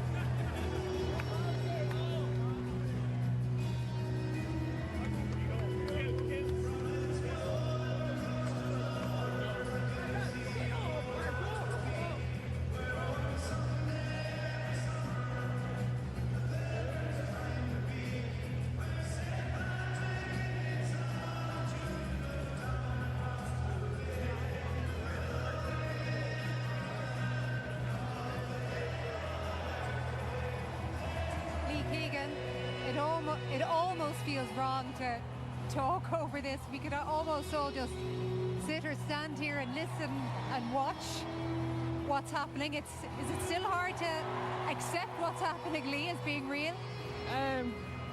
No, I just feel the emotion has just been released for years of hurt, sorrow, sadness, and Jack's speech was immense there. And I think what Mayo have done this year, they got that connection with the supporters back, and you see what it means to everybody here in the green and red. I just think the elation has just been released, and it's like a release valve, and I just think people now all of a sudden have just realised that Mayo now are All-Ireland champions, and that's something that can never be taken away from this group, and they've written themselves into the history books for the rest of their life. And Andy Moore, and we said in the top of the show, what a job he's done, and what he's done with this group in particular, and the way they went about their business. As I said, 95% of us didn't give them much hope today in terms of Kerry coming into it, but the belief in that group, the way they went after Kerry when the game was there, and Peter said to me even after half time, this looks like Mayo's time. They'll never get a better opportunity, and I think it's just opened the doors, the possibilities for teams coming into the years ahead, what can be done with a youthful, exuberant, fresh group, that anything is possible. I think Mayo have just set the standard now for the next few years in terms of what can be achieved. The tears are back. I'm so emotionally happy for this group. I really am. And that guy in particular, Duran, he's the most fearless, bravest leader we've ever had, I think. The way he went about the game today, it's special. It really is. It's special to see. And I'd say we could be in Tailteann Cup next year if we celebrate too hard. By the way, it looks the crowd are going to go. So.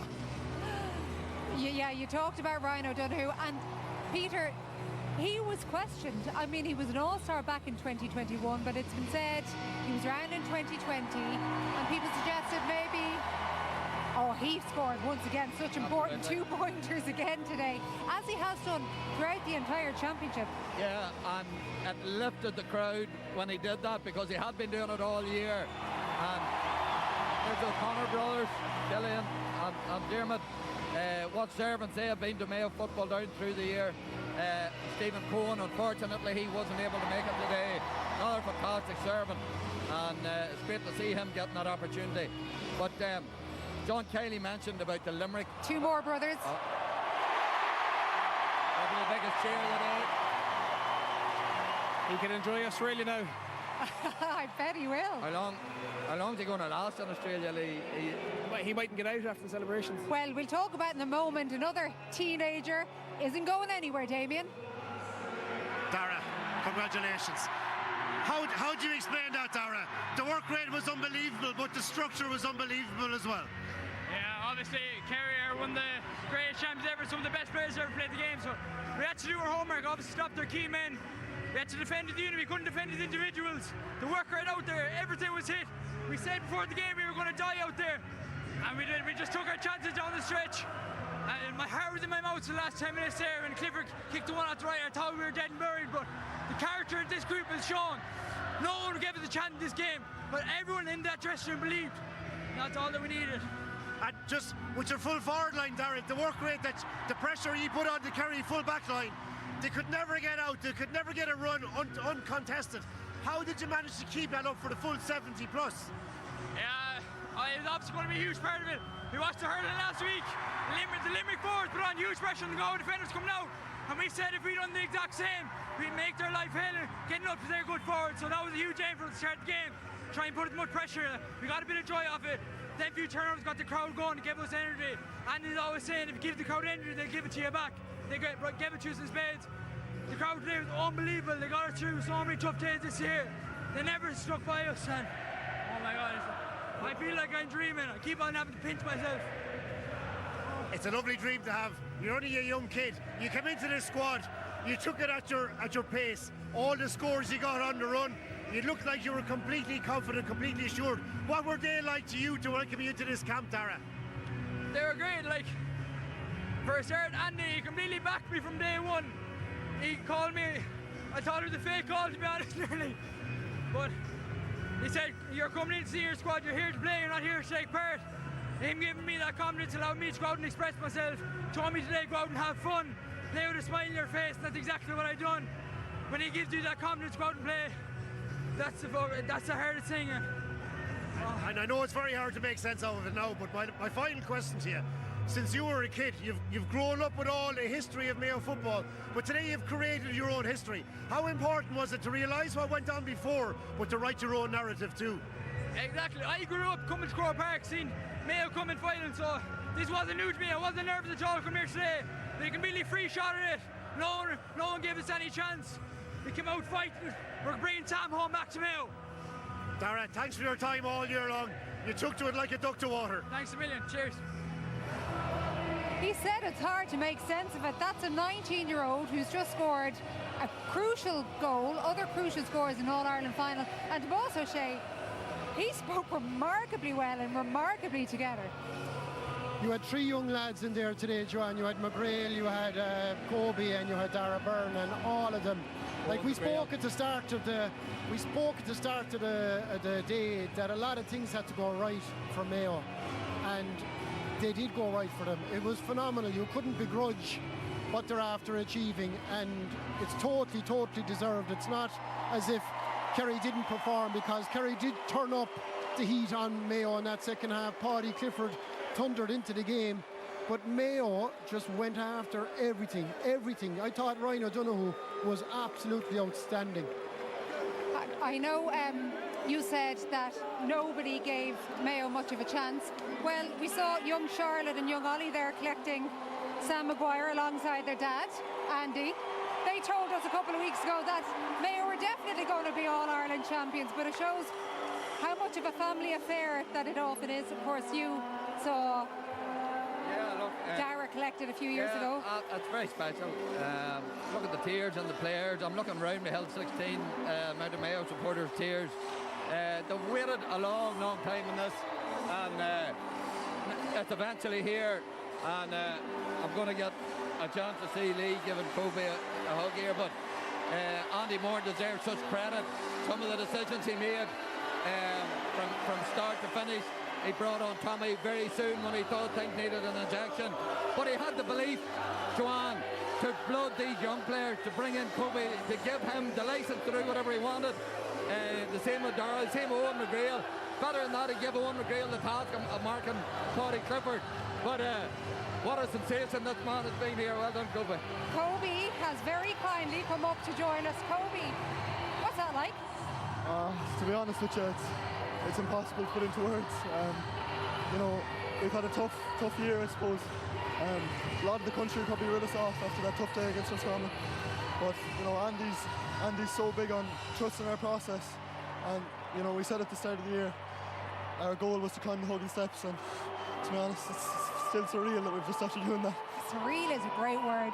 You look like you enjoyed every single second out there, even when ones were dropping short or they were going wide. You were happy to just go again. Yeah, look, it's very easy when every single player and every single coaching staff gives you the license to go out and express yourself and enjoy yourself. And when you're playing in front of 80,000, it's hard not to have a bit of fun.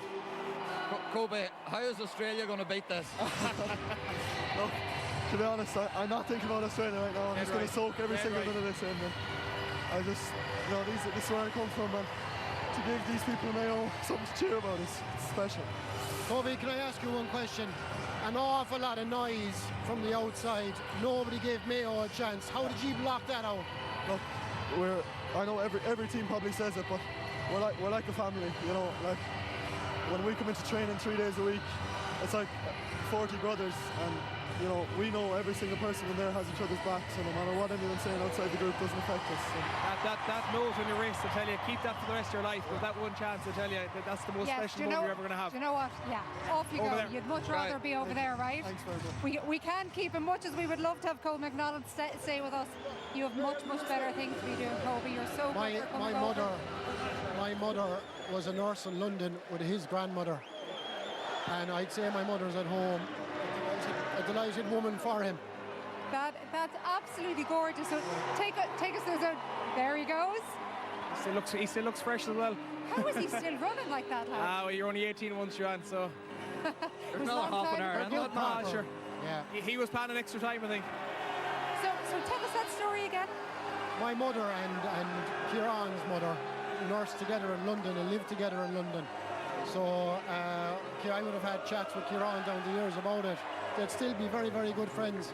So I'd say in the house at home in West Kerry, she'd be delighted to watch him lift in All-Ireland. I'd say nobody, Joanne, seriously, nobody. Kerry'll be disappointed and they'll go home and they'll come back again. They always do it.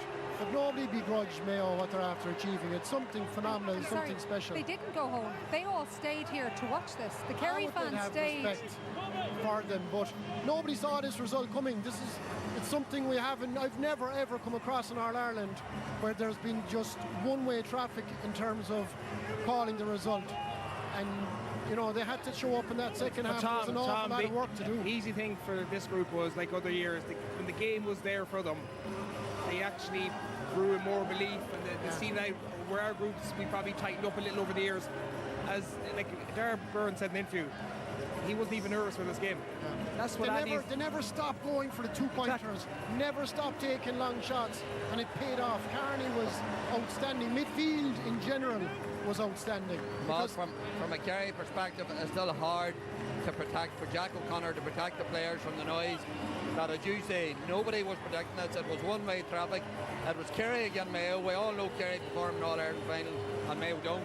So that's hard for players to try and ignore that and just stick to the process of doing what they're meant to be. Peter, I would argue the point, like, I think we have performed in All-Ireland. I just think when the game was there to be grabbed at, it's something we just couldn't do. I would put I think we performed in some of the bigger game. I don't think with the belief there. So we can talk about that again in a little while, because that is a really important point. And somebody else who has performed in them as well and has suffered the pain that you have is Andy Moran. But Damien, Andy's 2 children short, not Ollie, told us they would be the All-Ireland champions.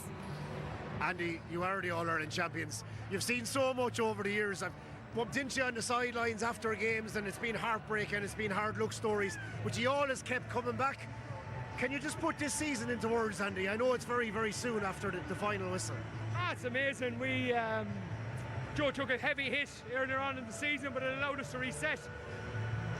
And I'm kind of half sick talking about it. I thought we had a really good chance coming in, if I'm being honest. I thought, I was looking, we bet Louth in the semi-final, Louth bet Dublin, the bet Armagh. I was thinking, I thought we had a really good chance. And Kerry, they were the 2 teams Kerry bet, so we were coming in here full of, we've done 100 sessions over the course, 100 field sessions throughout the course of the season.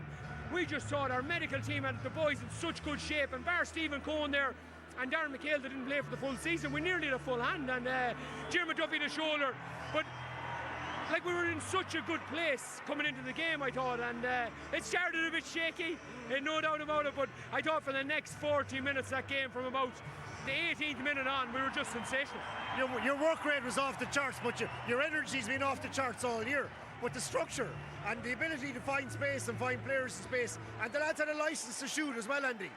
You have to give them. I try to say it in the media room a lot. It's a new game, and we discovered when I was in Monaghan last year that the 2-pointer is so valuable. And playing against the likes of Kerry, Dublin, and these guys, it keeps you in the game if you can hit them. And today we took a lot, but we maybe got 50%, and it made the big difference, Kerry got a stretch in that first half, but those scores to keep you in the game at that point, crucial, were they? Massive. Jack Carney's 2-pointer, McBrien came up, showed huge leadership. I think it's his first point in the championship. That's leadership, right in the thing. I thought he was sensational. Obviously a club mate of mine, but I just thought that's his best game he's ever played in a Mayo jersey. He's had a great year, but today he was just brilliant. And then Jack to kick the 2-pointer, and then all of a sudden it took off. Ryan got a 2-pointer, and all of a sudden we're at 5 points instead of 1, and the game is on. Andy, can I ask you about the psychology of it? I know I don't want to get too deep now, right? But anybody in your company for 5 minutes wouldn't need a psychologist. But to blot out everything on the outside, and the last 3 or 4, 5, 6, 7 decades, to produce something like that on the biggest day, it's incredible. How did you manage it? It's a bunch of guys, to be honest. We brought in youth, and I think it invigorated Ryan and Jack Carney and Jack Coyne and Dave McBrien. It gave them new life, which they probably didn't have, and all of a sudden they seen a bit of light, and they said, okay, what can we do here? We go for it. And when you're trying to change systems, I'm not saying there was anything wrong with the last system, but when you're trying to change it, you get days like Roscommon, unfortunately, we did, so we just kept trying to build on it, kept trying to go. But you're on about the psychology. I'd be lying if I said at 69 minutes there I didn't say a little prayer to Jono. Jono's team was here, it's 25 years. My mentor, my friend, he tried twice with us. And when 69 went, I looked up. We have a little friend called Aidan Drake who passed away last year, and Jono. And I have to say, I said a little one, I said, Jono, if I need you, it's now. And he came up with the goods, you know. Just a final word, your club. Sean Flanagan, 50-51, captain. Jono, you know, your home club as well. We'll be going there tonight. It means a lot to you, Andy. Listen, my town, I say it, it's a Roscommon border town with Mayo. And the people are brilliant. It makes it, to me, it makes it exciting. Other people hate it because some people support Mayo or Roscommon. I think it makes it great. And like I seen, we were coming up today in Roscommon House with Mayo flags up. It just makes it all. We have a great village, great town, and I love being from there. I'm very proud of it, and we just try to keep building. I look forward to the statue being built. Well done, Andy. Thank you. Mayo are back. Oh, Mayo sure are back. They're more than that. I wasn't sure how many pundits we were going to have by the time the Andy Moran interview finished. You obviously saw Lee got taken away. There was a moment we lost both Peter and Tomas there as well, as the All-Ireland champions made their way by our studio posts. But Andy Moran there speaking again, another man filled with composure considering what's just happened. Give us a little bit more insight. I know I've asked you this before about Andy Moore, and you two soldiered together for so long. You have been through so many, both of you, 6 losing All-Ireland finals. Andy just has this infectious personality. You've seen what he did with Monaghan when he was there last year, the way they played their football. And I think Andy took a really tough lesson this year in Roscommon, and the easy thing for him to do was do something absolutely dramatic and crazy. He turned the dial. He realised the potential he had in that team, and he's a brilliant thinker of the game, but more so you've seen the personality with the players, how much they love him, that kind of father figure, and he just gives them the confidence, the belief, and you know what, hey, he says all the time about these Mavericks, he just lets them be Mavericks, and Andy will never change that when he has the pool of talent he has. Instead of structuring them, he just lets them be free, and today they looked free, they looked happy, they looked like they really enjoyed their All-Ireland. You really enjoyed it as well. You're choking up, you're not even... I love it. No, I'm so proud of them. I really am. And I thought this day would never come, and now that it's here, the guys summed up the surreal moment. It doesn't feel real, and look at the 2 boys over there having a crack, Jordan and Kobe. Joe, I hope they live every bit of it so they do. Okay, we have... Sorry. Frontline security deserves some credit. How did they manage to keep the Mayo supporters off that pitch? Mayo Mick wasn't here. There is time yet. We will be talking to plenty more people, hopefully getting more people to studio, and we will be soaking in so much more of this atmosphere when we come back in just a couple of minutes' time.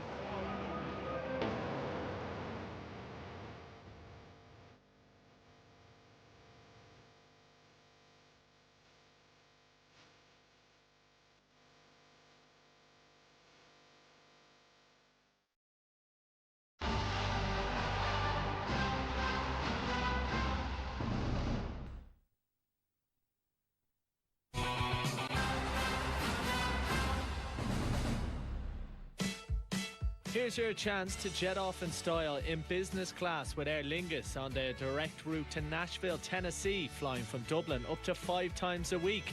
Check it out on airlingus.com. Touching down in Music City, you'll stay 5 nights at the Omni Nashville, a modern and sophisticated hotel located in downtown Nashville, just steps away from Broadway's honky tonks. And so you can make the most of your trip. You'll also get a Nashville Attractions Pass, giving you free admission to more than 25 local attractions. Plus, there's $1,000 to spend, so you can also experience Music City's vibrant nightlife, diverse local cuisine and live shows. Check it all out on visitmusiccity.com. For your chance to win, answer this question. Which of these is the current manager of the Limerick All-Ireland Senior Hurling Team? Is it John Kiley, Jack O'Connor or Johnny Greville? To enter, call 15 17 71 71 74 or text the word GAME followed by your answer and name to 57886.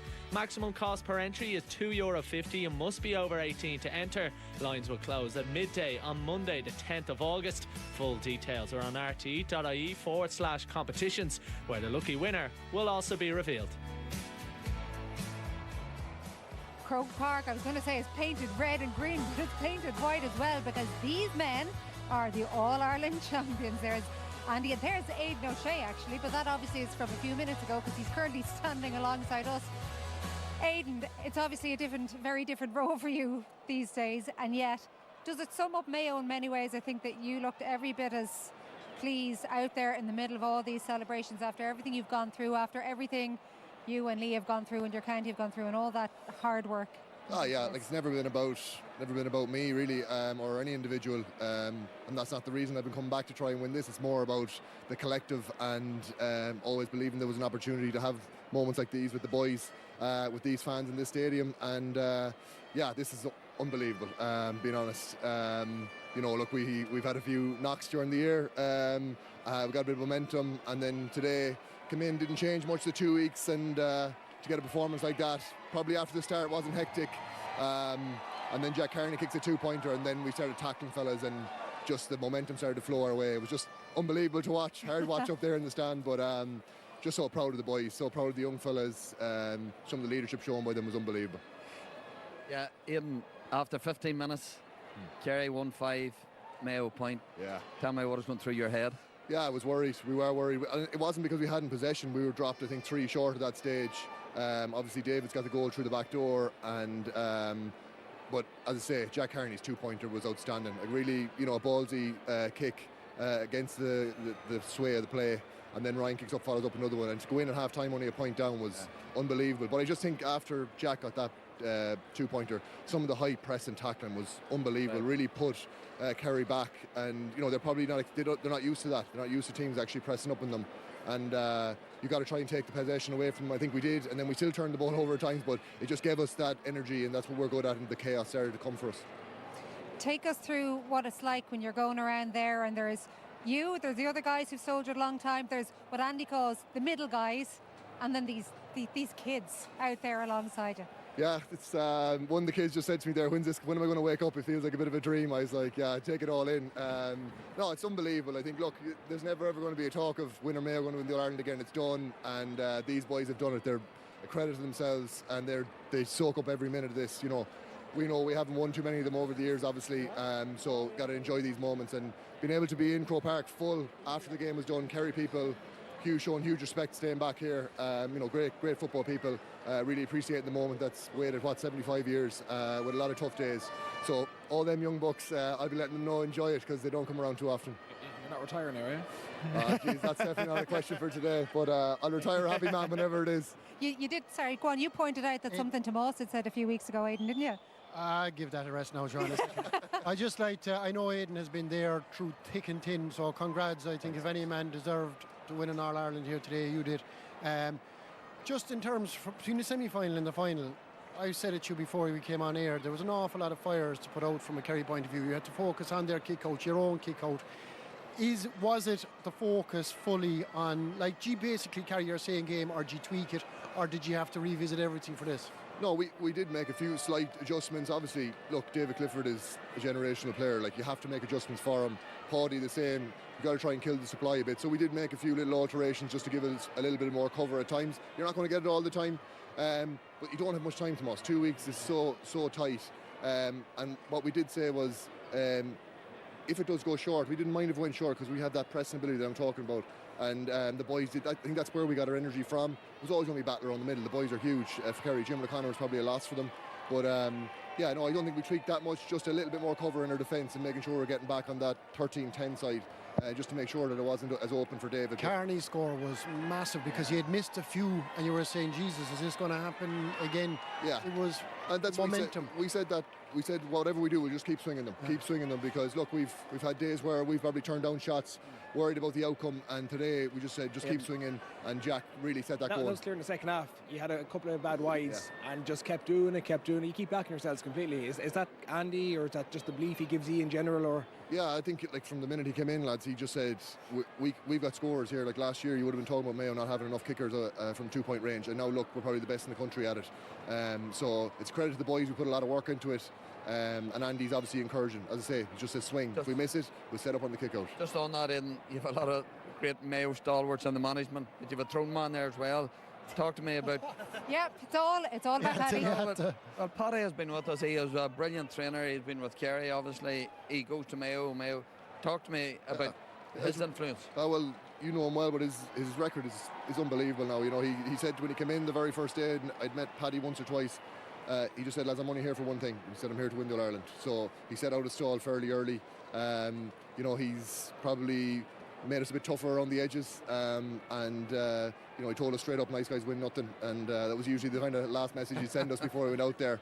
And he definitely brought a hardened edge around to us. There's a bit of probably figuring it out through the league, obviously through those defeats, especially defensively, but no, he's been a huge addition, and his experience has been brilliant alongside Andy. Send him back up the road. Any plans?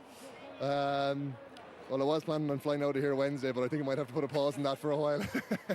You go off and start those celebrations. Thank you very much. Thank you so Thanks much. for having It's me. so brilliant to see you in the winning dock this evening. Thank you very much. All-Ireland final day. Aidan O'Shea, a huge big thank you. We have plenty more to discuss here. We're going to go into the details of just how Mayo did win the 2026 All-Ireland final.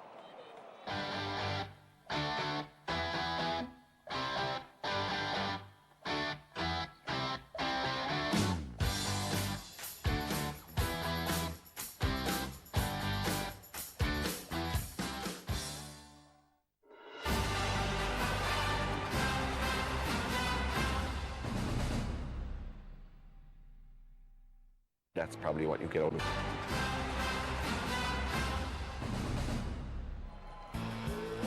As one dream comes true for the people of Mayo, it also means that while they celebrate, there is a losing team and another dream ends, and that is the dream of back-to-back All-Irelands for Jack O'Connor's Kerry. Here is the Kerry manager. Jack, thanks very much for your time. A tough game. What was your thoughts on it? Yeah, I thought we started well, Damien. I think we won 1-5 to a point up, and just got a bit careless then. I think the next 4 attacks, we had a couple of bad wides and maybe dropped one short, and that just gave Mayo went down, and Ryan O'Donoghue kicked a 2-pointer, which they gave him a bit of belief. So suddenly they were back in the game. Carney kicked a 2-pointer. So once Mayo stayed with us till half time, that their belief grew, and I thought in the second half they were better than us. Did you have much to say to the lads at half time, Jack? Mayo came out with that belief again, and they got a couple of early scores, but your control, you kept yourselves in that game till the very, very end, despite the fact that they were zipping around the field. What was your message at half time to the lads? Yeah, I didn't think we were dealing with the high press very well. We just needed to give lads a bit of an outlet, and we weren't doing that. We were letting fellas hang out to dry a little bit. So we spoke about that at half time. We spoke about staying in the game, getting it down the stretch, and to be fair, we did that. Mayo went 5 up, we dragged it back. David kicked a great 2-pointer to get us within a score, but it was just 1 or 2 passes then went astray, and you know yourself, when you're looking at the clock, you force it a little bit, but can't fault our boys. We fought hard, but on the day I think Mayo had more energy and just a bit more hunger than us. Thanks, Jack, for your time all year. You're welcome, David. Thank you. You're a gentleman, Jack. Just before we briefly analyse it, you can see Niall has come out to rejoin us. A quick word on Jack there, Tomás. Yeah, it's a tough one. They were in a great position early on, but I don't think anybody can have any complaints that the better team won, and I'd say that's the way they'll take it. And it's a tough one for Jack and for Kerry in general, but best team won, Joanne. Simple as. And that is what Jack said. Niall Morgan, we weren't sure what would happen in this third quarter. Probably most people assumed, again, despite Mayo's strong finish to the first half, that perhaps it might be Kerry who'd come out. What a start, though. Yeah, they just absolutely blitzed them and after them hard. We said before the game that they might have to pick their moments, and the moment seemed like it was all day long. They just were ferocious in the tackle, and this sort of set the tone at the start of the second half. Just real urgency. I thought it was a great block. It just snaked over the bar, and it was just enough to give them the belief.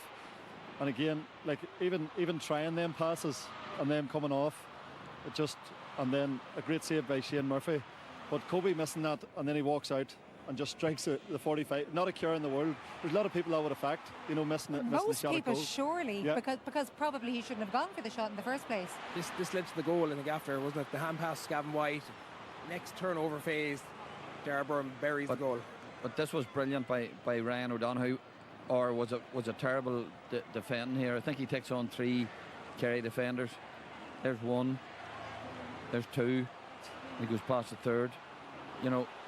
That shouldn't be happening to Moss, and that obviously led to the goal. Brilliant pass, and a grind flick out, and again for a young lad, that's not a bad finish. But in terms of kickouts and stats and all the rest now, if you were saying, right, if Mayo are going to win here today, they need to win a lot of their kickouts. The second half they won 3 out of 12, and they'll need to score all their shots or attempts at goals and 2-pointers. I think they missed 10 out of 14 2-pointers. So it gives you an idea of the amount of possession they actually had when they finished with, what, 120? Yeah, they were 10 out of 23 on their own kickouts for the entire game. And it nearly looked like, especially in the second half, we're just going out to the Hogan stand, we're going to get numbers around it, and even if Kerry win it, then we'll be set up. And, you know, it worked. I think Kerry only got 2 points off the Mayo kick out in the second half, so they were well ready. So we never look at kick-outs again. Yeah, kick-outs is Mayo have thrived on turnovers.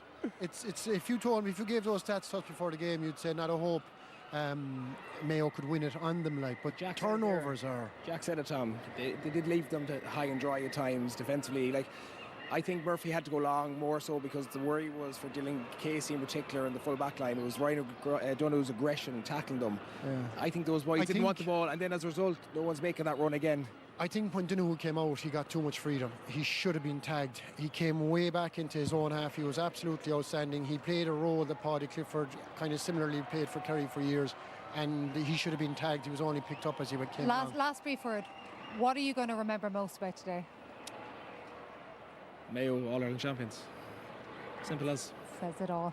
We do have to go because the National Track and Field Championships are up straight after here with us. So a big thank you to Niall, to Peter, to Demas and to Lee. There is a host of guests with Jackie on tonight's Sunday game from 9:30. But there is only one statement to leave you with from here in Croke Park, where we have seen grown men and women, and not so grown men and women, with tears absolutely streaming down their face. Lee Keegan said it best of all, and that is, Mayo are All-Ireland champions.